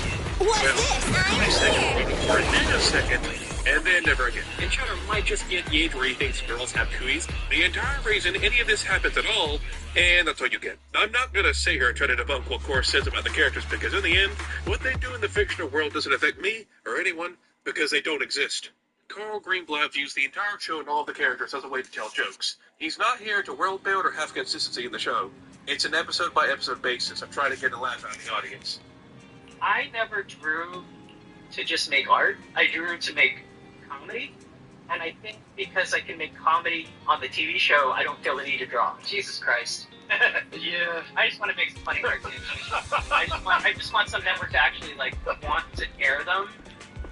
Morris isn't trying to analyze this like it's a comedy burst. He's trying to analyze this like it's a soap opera. He's looking for something that isn't there. Morris is basically analyzing the show in a way it was never meant to be analyzed, and then complains when it isn't meeting his criteria, and then he calls it bad writing. Oh, and don't forget, it's also morally wrong. He's essentially treating the characters in a slapstick cartoon like real people. In other words, you can kill a man, but not the idea. Morris wanted some type of development between these two. And if he did want that, that's on him. That's what he likes. But this show was never about this. Nobody was watching China for the romance or the drama. And if you were, well, what are your opinions on Sonic the Hedgehog? It really makes you feel bad for Chowder. No, I don't. I think it's funny. Who the hell are you speaking for? But let's say you are more sympathetic towards fictional characters than I am. Let's say you are a part of his target audience, and I realize some of these characters might mean a lot to some of you. Let's say you really resonate with this video, and possibly may have already seen it. Well, my friends, I hate to be the bearer of bad news, but all is not as it seems. This video is obviously made for one specific type of person. Those who are heavily into shipping culture and really like to see this stuff under a microscope. And there is a market for video essays that are able to condense that into a consumable video. But the major problem here is, sarcastic chorus is very heavily opinionated. You can have your own opinions on things, of course, but there's a line you shouldn't cross when your own opinions get in the way of your own analysis and cloud your judgment. Now, I'll be the first one to tell you, Panini is a straight-up psycho in some episodes, but that is done for purely humor's sake. Chorus claims that seeing them constantly make psycho jokes will make you internalize it and think she's just like that. It's pretty much Charlie Brown missing that football.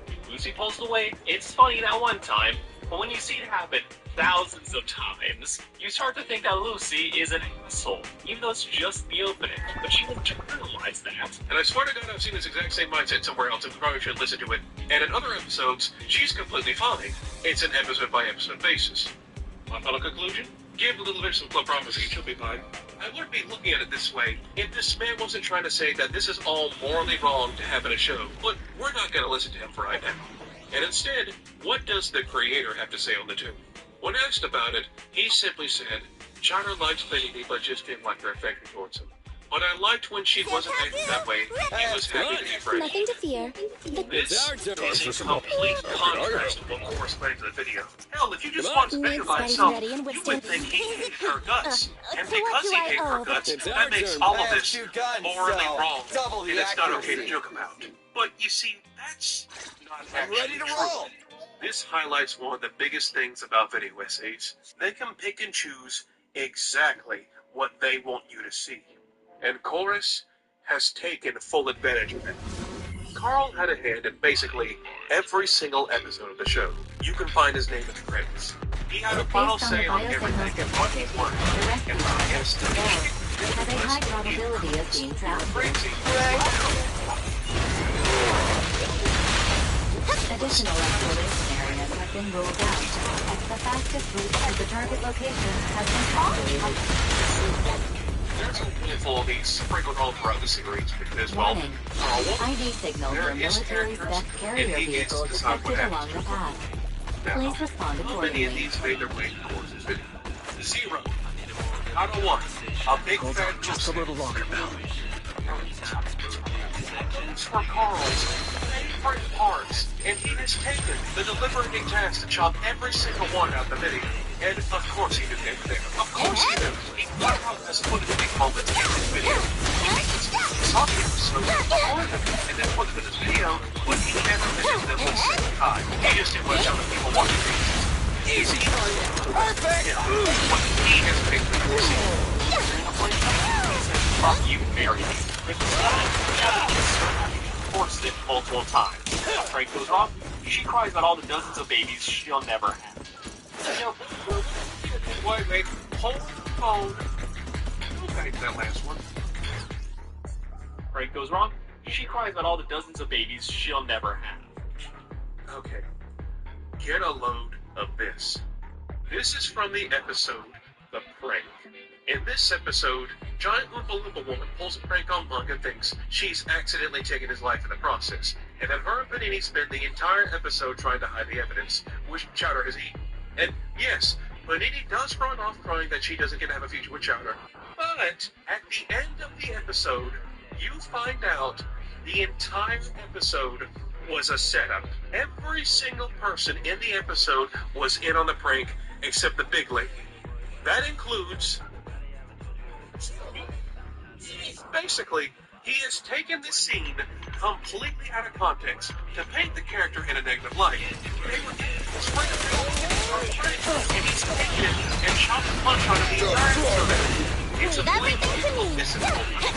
He must think his audience fucking stupid. Let the kid watch the movie so they tell exactly what he's done here. Quit moving!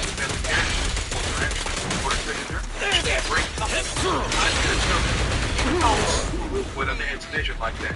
You don't analyze a piece of their work and then cut out all their favorite parts because they don't support your argument. It's not only the fact he cut all of Carl's favorite moments out, he flat out says those moments don't even exist. Like they're on the same page. I'm wrong. Silly time! The killer is unstoppable! This man, just a few minutes earlier, was telling you how good it was to be morally in the right and what is being left about. And now he's like... Don't worry, everyone will get their share! It's very clear that this analysis is going to be good faith. But there's one more thing to talk We've already established that this video is missing. There's no real point in the big trip. So we're going to take a look at the final episode of the show. Very strange, even by the show standards. All the characters are suddenly 20 years older. Chowder's got the master chef, has his own apprentice, and goes on a rabbit hole to pull out 50 children. And you can take a wild guess or our fellow YouTuber here thinks it. This finale lives in the back of people's minds due to how out of left field it is. If you watch the show start to finish, you can definitely remember it. Why is it like this? Well, there is an explanation as to why this is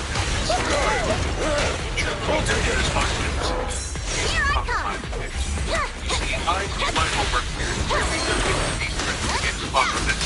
You see, today, I will find a lot of blog spot where he never heard his question, answer all questions, and was part of updates on his work. I've actually already told him but all these answers are directly to him.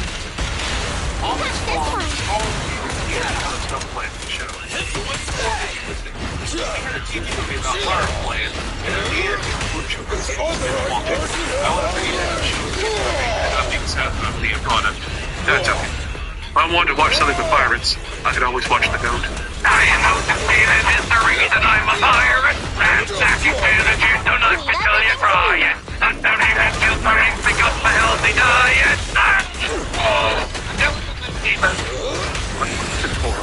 He revealed what happened with that finale.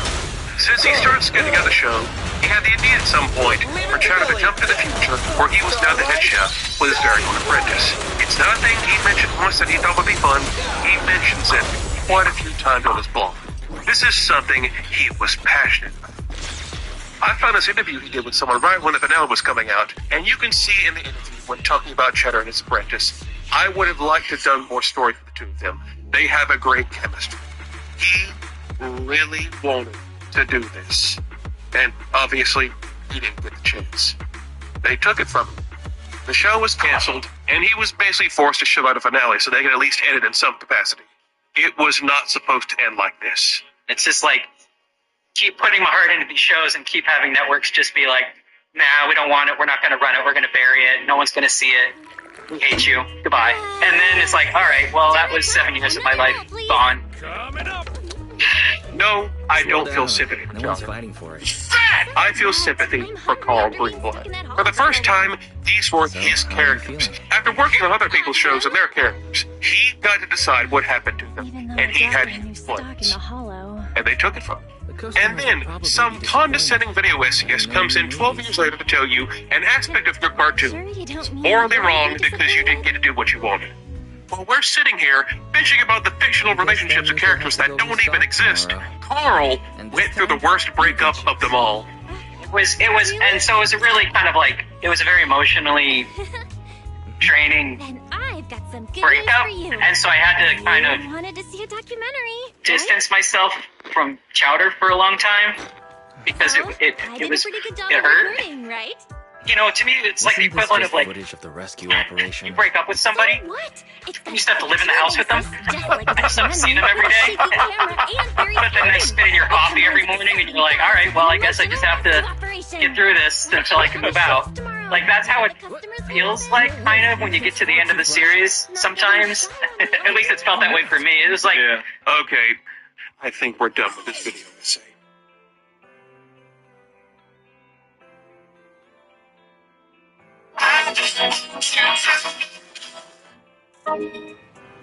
So, some of my regular viewers are probably thinking, this is significantly different compared to my other videos. You're telling me? Well, there's also a reason. You see, I just recently hit the big 200K, and in celebration, I wanted to use this newfound power and get my grubby mitts on some bad video essays. I was going to make a big video on a few of them. Just talk about and laugh at some video essays with some horrendous takes. That was the plan anyway. The grand finale of the video was going to be Lily Orchid's infamous Steven Universe video, which everyone has clowned on in one form or another. I sort of needed to pepper this video with smaller video essays before I got to the main course. Yep, that thumbnail wasn't supposed to be clickbait. I made that before I even started writing the script because I was sure of what I wanted.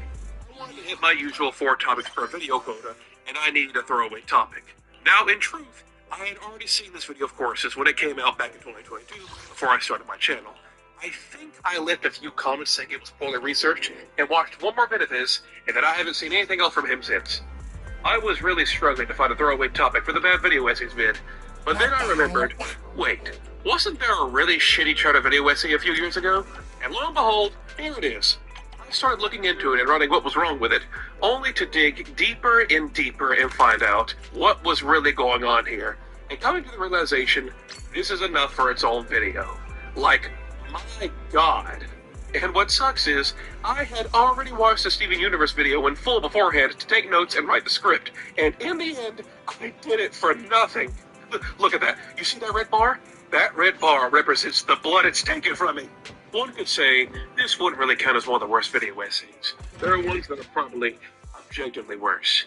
But there are so many layers to what's wrong with this video, you would never even notice if you just watched it casually. I hadn't seen the show in a long time, if ever.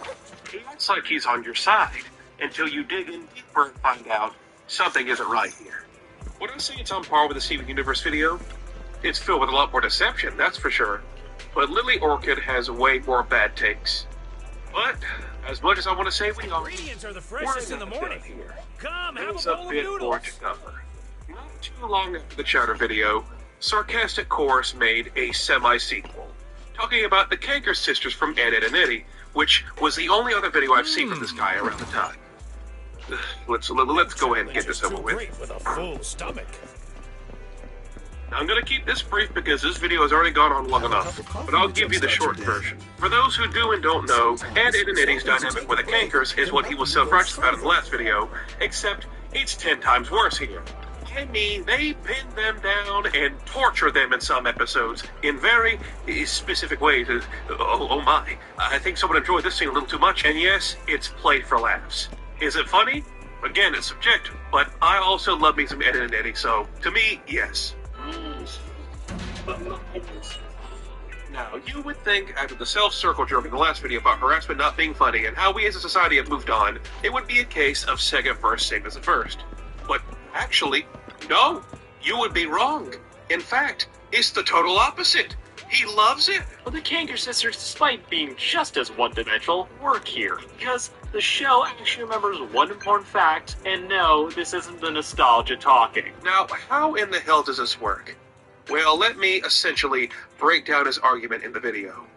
Basically, the argument he uses boils down to the fact that the Kankers are pure villains, and it's not meant to be an actual relationship, and that the main characters are also awful people, so therefore the harassment is justified and therefore funny. Okay, so I have just like some question to that. Just a little hypothetical. What in the hell does that matter to me? What does that matter to most people? You said it wasn't fine to laugh at victims because it was morally wrong. We as a society have realized that just like blackface, that mocking victims and making light of an issue that is still a problem today isn't a great move. I thought the point of the last video was to bring awareness to the fact that people found one sound funny and calling it out. Actually, no, it's not about that. In fact, that double standard he claimed to care so much about in the Chowder video is hardly mentioned here. The most you get is this. I don't think that cankers aren't harassing the Eds, or that this behavior is okay. Women harassing men should be taken just as seriously as men harassing women. Oh, yeah, harassment is bad or whatever, I guess. In fact, you remember in that video how we kept bringing up and showing Pepe Le Pew? Well, in this one, Pepe is suspiciously absent. He is never brought up or shown once. Also, remember the hotline he brought up? There's nothing like that in this video either. Not a domestic abuse or a bullying hotline, nothing. Big cartoon rabbit harassing you? Of course, it's got you covered. Trailer park trash that can actually exist in the real world? You're out of luck, pal. Man, for being such an advocate, he sure did drop those like a hot rod, didn't he? This brings into question, did he even care about the topics he was talking about in that video? Or did he only care when it was convenient for him? With this show being as slapstick heavy as it is, nothing it ever does feels too real. So, this show never feels too real, huh? Of course, could you kindly tell us more about the banana mom from Chowder again? Only for its real mother to show up. And it can talk now. Mother, is that you? I was absolutely gobsmacked by the revelation this dude did a complete 180. It didn't make much sense. But then, I started listening more to the type of wording he was using. Wow, she's just smiling like this is an actual relationship, and that just kind of rubs me the wrong way. I never get the vibe that this is an actual romantic interest. This is never an actual option that's on the table. Show never treats them like it's an actual relationship. Looking back and forth between the two videos, looking at his channel and what his interests were, it all suddenly clicked. The fact Chowder and Panini got together at the end, that is all he cared about. I'm at your disposal. Needs ready for combat. That's why he lied. That's why he took things out of context. That's why I cut out all of Carl Greenblatt's favorite parts. He stalled the video up to make it look like he's talking about real-life social issues for brownie points. But in reality, this was nothing more than a petty shipping grudge. The stuff about harassment not being funny, he didn't mean a word of it.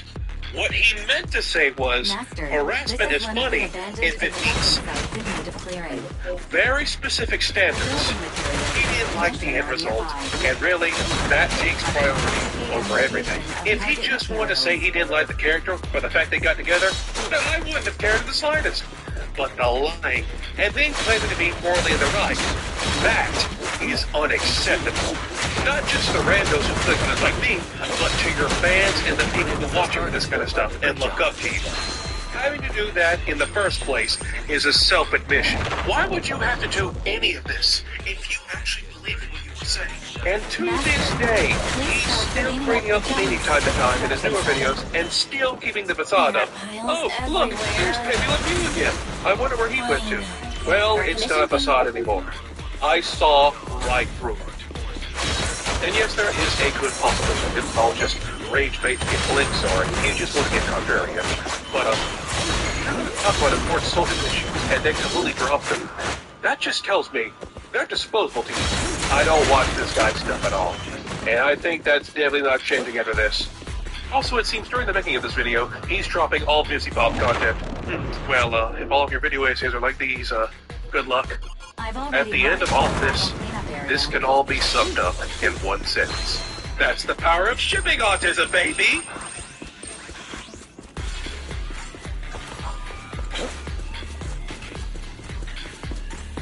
Well, when it comes to talking about this stuff of humor, it's still brought up from time to time on what is socially acceptable to joke about. Remember when Joker 2 came out? Remember all the jokes people were making about that? If you don't like this kind of humor, don't like it when it leads to a fictional relationship, that's fine. That's on you. But Jesus Christ, don't sit there and try some shifty tactics in an attempt to justify it. All you had to do was say, I don't like these two guys together. And there. What the hell was was so hard about that? What was the point of all this? Shudder as a show, 17 years old. It has not had a new episode in almost 15 years. And Carl Greenblatt had huge plans to take it to the next level. But they took his opportunity away from him.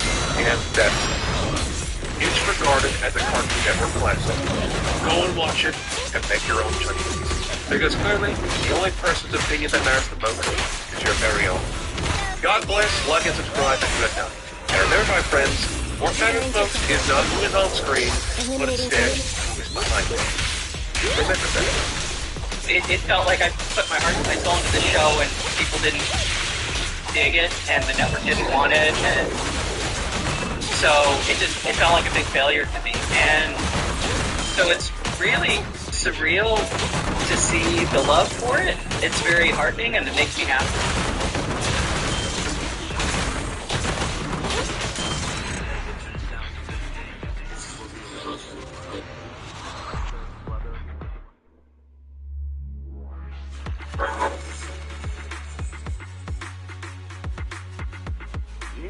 Click on the top.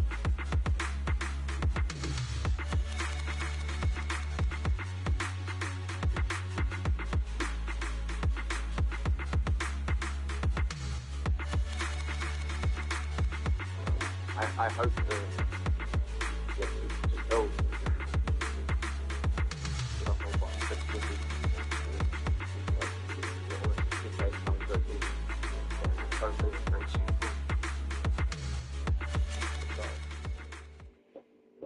Yeah. Alex, you're the man. Alex, my man, Frogwell Egos, he basically kicks Xeric in the house. Come on. There's no other way to say it. Do you have a moment? He is I need afraid to talk to you about of something. my ex. This could get him in trouble. Not Alex. Xeric. Xeric talking to Frogwell Egos and Alex. That's a case of stolen valor. I'm not even kidding. That gentleman served. So when he heard about Xeric pretending he was in the war and the church, etc., he didn't like that, and that reciprocated to many other veterans and people too. So shout out to Alex. Shout out for serving your country in any way, shape or form that you did. You're a legend. Shout out, absolutely. Sparking Zero, or as he says, Sparking Zero, the point that he doesn't want to return. You're the man. You're awesome. Hope your 2025 is great. Love your content. Standing by. Ready for combat. So much different. I'm at your disposal. Yeah, I'm not a stunner. I'm not Dream, and I don't mean that in a horrible way. Actually, just the way that people. I'm not afraid of what I look like. I'm quite happy.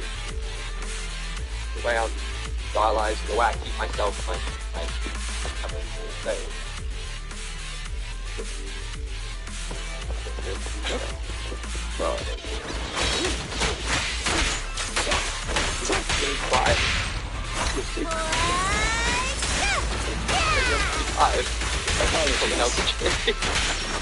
with 21. What is 6 record? 17.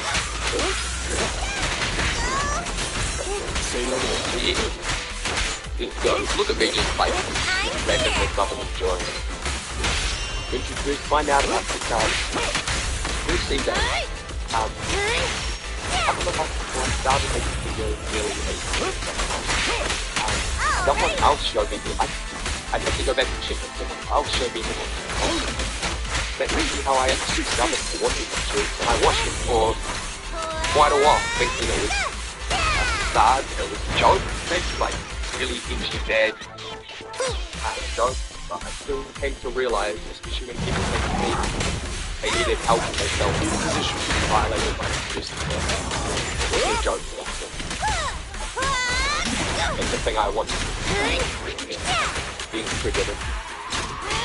That's what it is.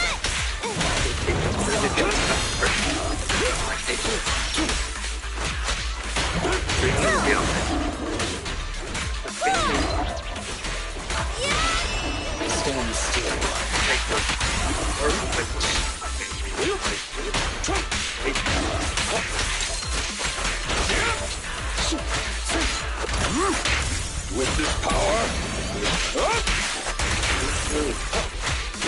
Trying to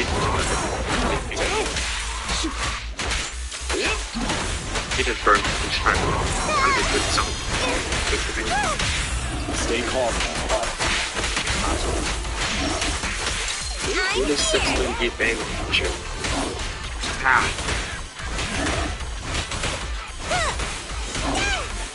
It feels like it's being total time to win the team. We look at it and look. The only other way, really, we look at the looks.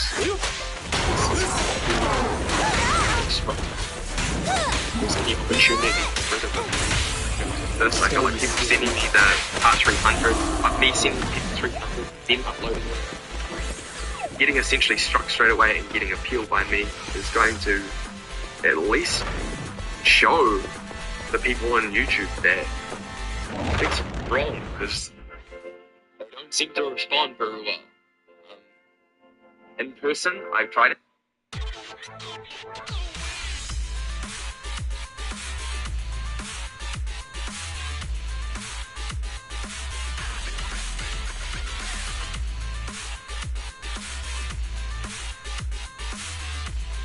Have you run into trouble?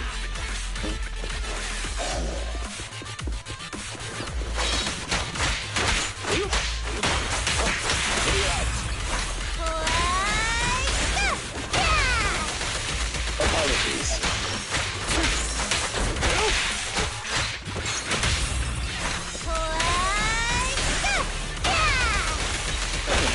Amateurs.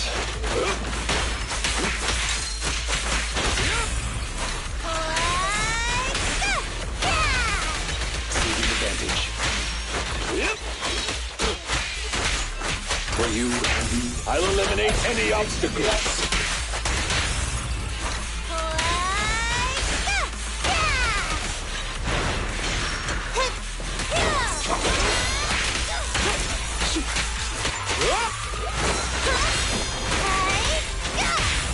Stay calm. Take this.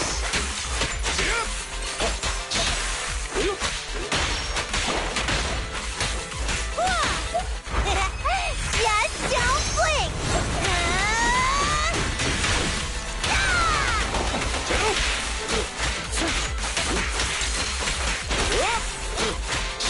Incoming threat. Stand still. Clear out.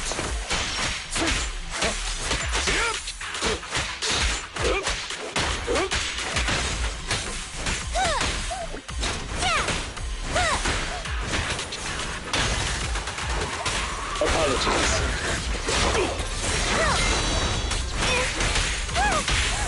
Stay calm now.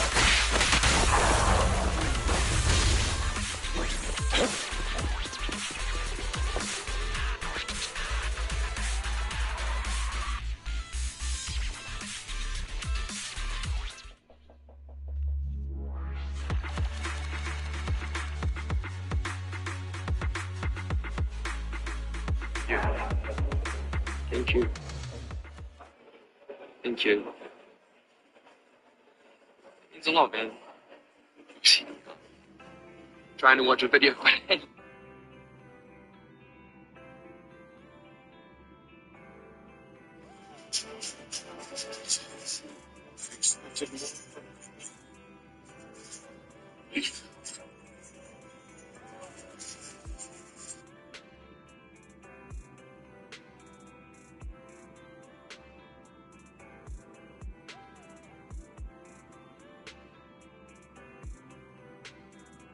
Before I begin, apparently a woman in Japan married a car. Poker is like Hurt me. Be honest with yourself, because me.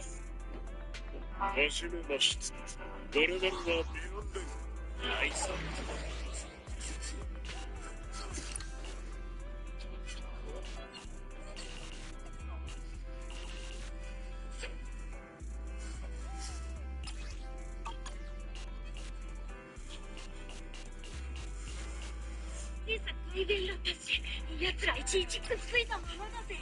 大丈夫？でも、敵が多すぎる。言っちゃ悪いがあんたら。どう見ても個性を持て余した輩以上には見受けられねえ。どこだよ。来週日に連れてきたのにさ、蓋を開けてみりゃ俺たち用のコマ。チンピラの寄せ集めじゃねえか。Belle, you're here. このままじゃあんた We need to talk about two じわじわ important と issues 体が壊 today. 死していくわけのない。あのオールナイトをやれる通本拠。そうって何？じゃあ。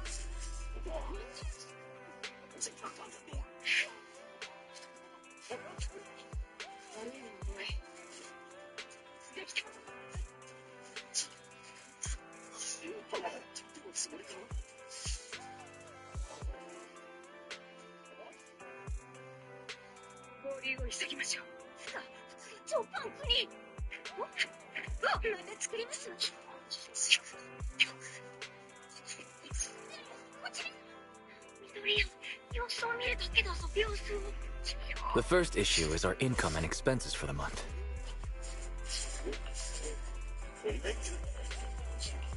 Bro, you know me. Talking about things like bills and expenses gives me a headache.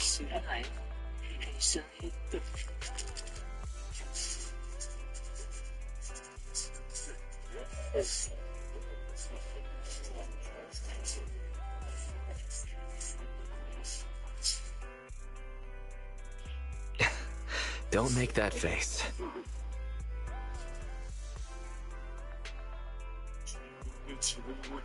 I know this may seem trivial, but we need to make a living here on 6th Street. We can't just run away from money-related problems.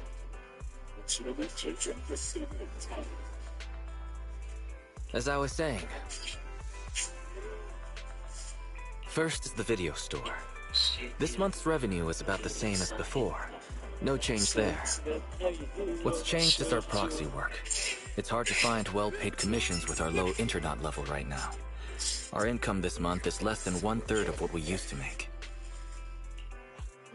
Reminder, since I filtered the highest paying commissions available, your income has increased by 32.21%, exceeding 47% of all internet users. Don't pat yourself on the back just yet, Fairy. You're the next issue.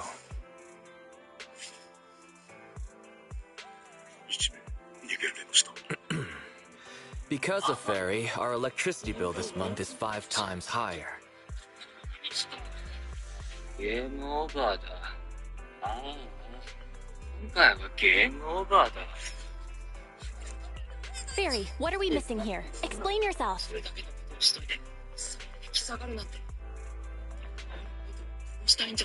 Sorry, I do not understand what you said.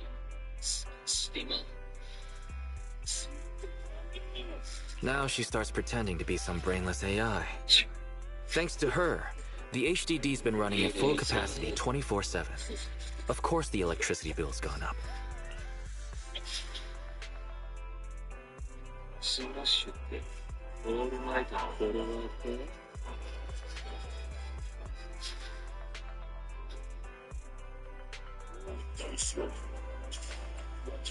I'm actually considering borrowing some power from our neighbors. Cracking jokes at a time like this? Looks like the cunning hares are a bad influence. But, even when times are tough, we can't take bigger risks just because we need money. That's the second thing I wanted to tell you.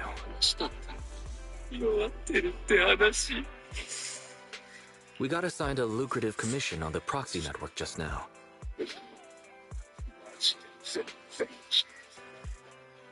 The other party didn't specify what they wanted done, only that we'll be contacted privately. Our account level is so low right now, and we don't have any particular achievements to speak of. So wanting to contact us in secret seems strange. The client may have some ulterior motive, and there's been a lot of scammers using the proxy network recently.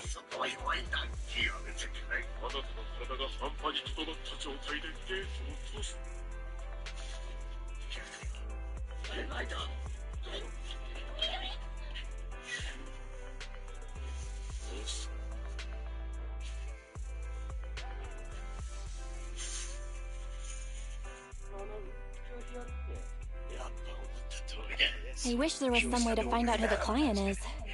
But the proxy network is anonymous. User info is highly classified. Negative. The assigned commission may contain hidden identity-related info.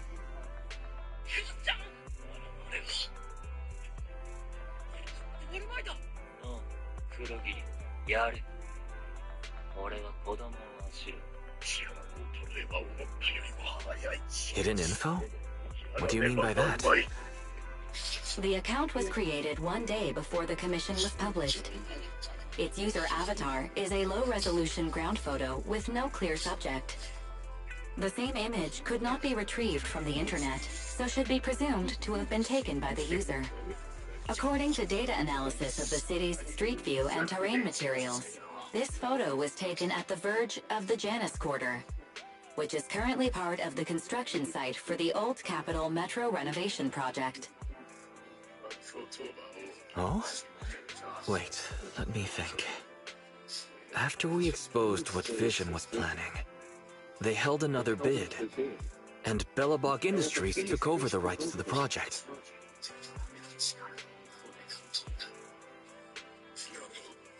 Ordinary citizens shouldn't be anywhere near the construction site.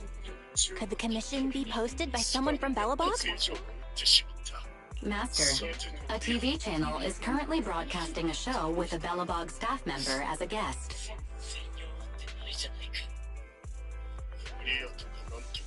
How timely. Let's have a watch then. 俺たちの出る幕は目みたいだな。あれは虚勢だ。君ぞ。Is our test already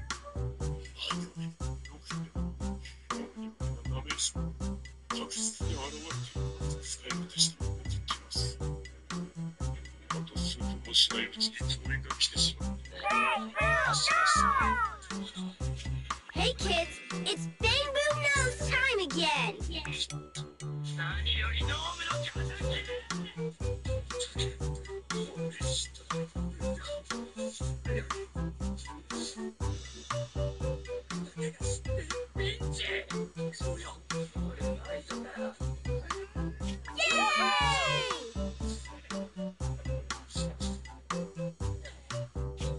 So, who's our guest today, Leon?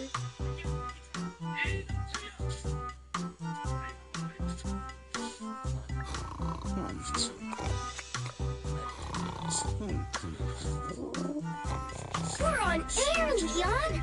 Leave your silly dreamland. It's time to bring in today's guest.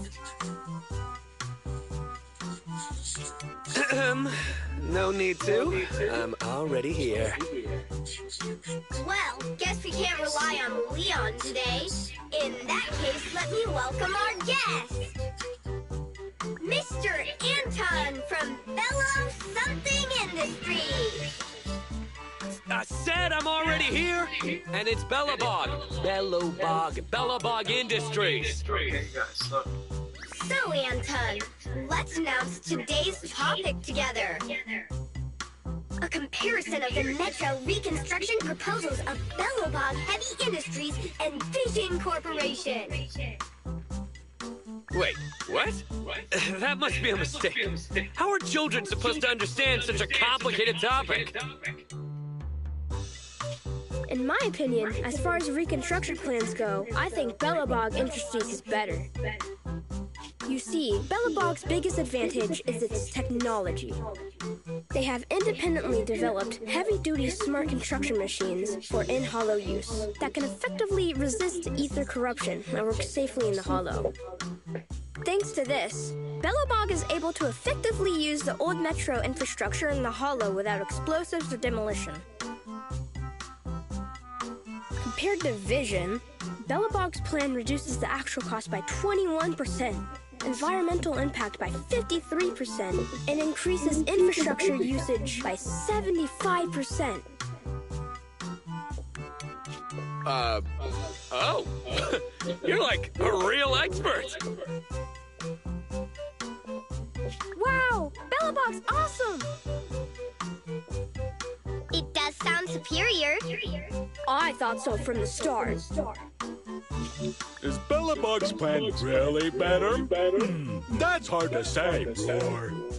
The pros and cons of the proposal depend on who it's for. Passengers want a brand new safe metro system.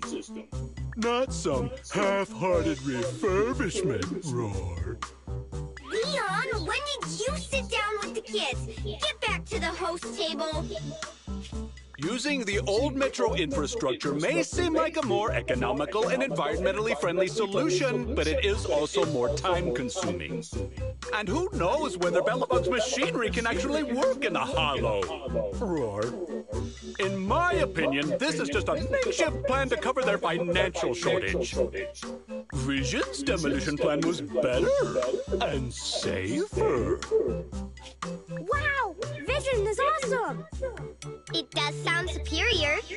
I thought so from the start. That's exactly what you said a second ago. You want to talk about safety?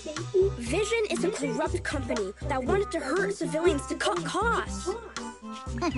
So Vision is the villain. But is Bellabog really the hero? You don't know, do you, kid? There was a serious scandal at Bellabog a few years ago. Hey, what's that supposed to mean? Oh, calm down, Mr. Anton. Don't startle the children, Roar. Enough with the act. Let's see your real face under that mask.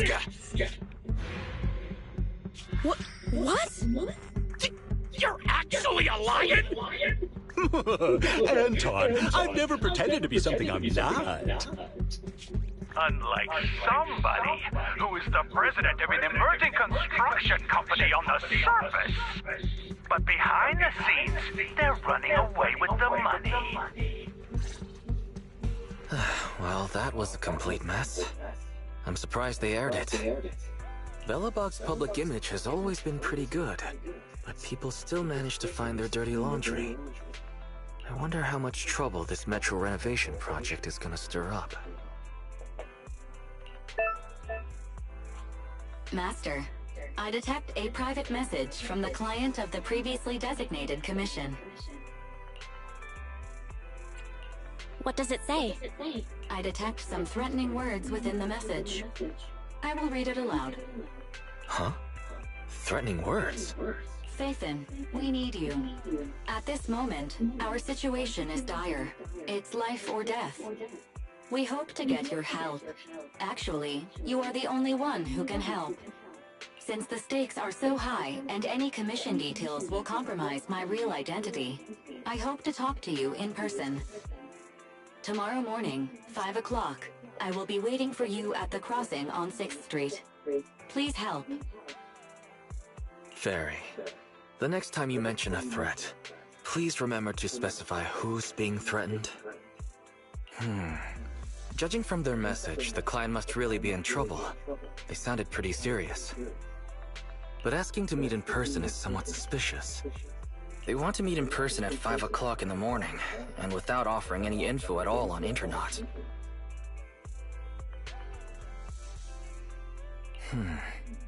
Wait, the first line in the message.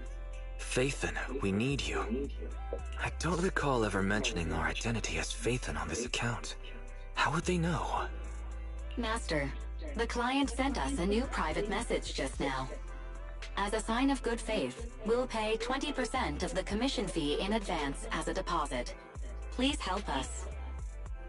This meeting is very likely to be a trap, Belle. Choosing the money in this situation could cost us our lives. Perhaps you can have Fairy return the client's deposit? Master, the amount is 1.1 times the total income from Internet in the previous month. Do you wish to return this deposit? Wait, how much did you say? 1.1 times the previous month's total income. So, maybe I should go check things out. After all, you know. Didn't we agree to avoid risking our lives for money? But if you insist, you can pretend to be a jogger early tomorrow morning and take a look.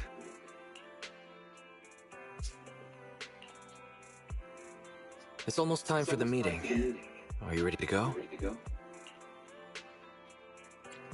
My taser is charged. I can imagine you using it, but I hope you won't need to. Take care. Fairy and I will be standing by to offer support.